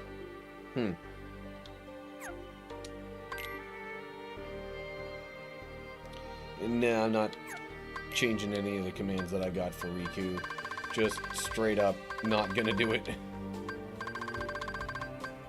Not for much of anything, really. Any other items I should be aware of?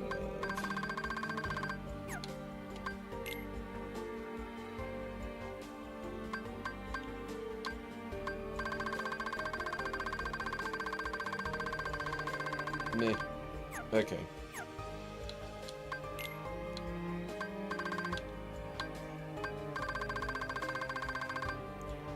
And... Alright, ooh, got a little bit of treasure magnet. Damage siphon. Charges your link gauges as you take damage. Okay. Air combo plus.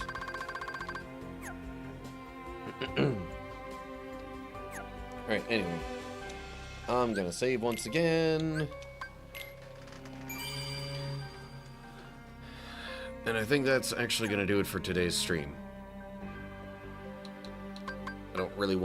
I definitely don't want to do too much else in this game, at least not without recording it. But I also don't want to, like, I don't know. I'm kind of in a spot at this particular moment where I don't feel like branching off into anything else either.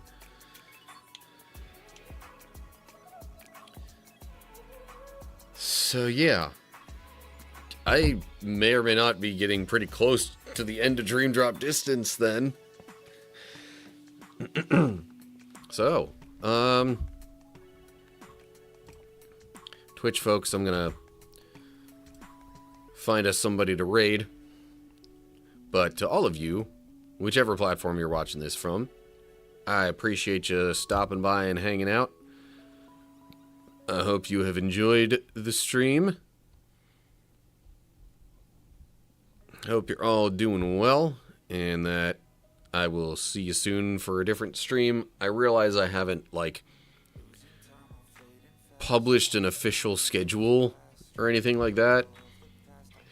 That is one of the, honestly, many things I'm kind of holding off on until I get my own place around here.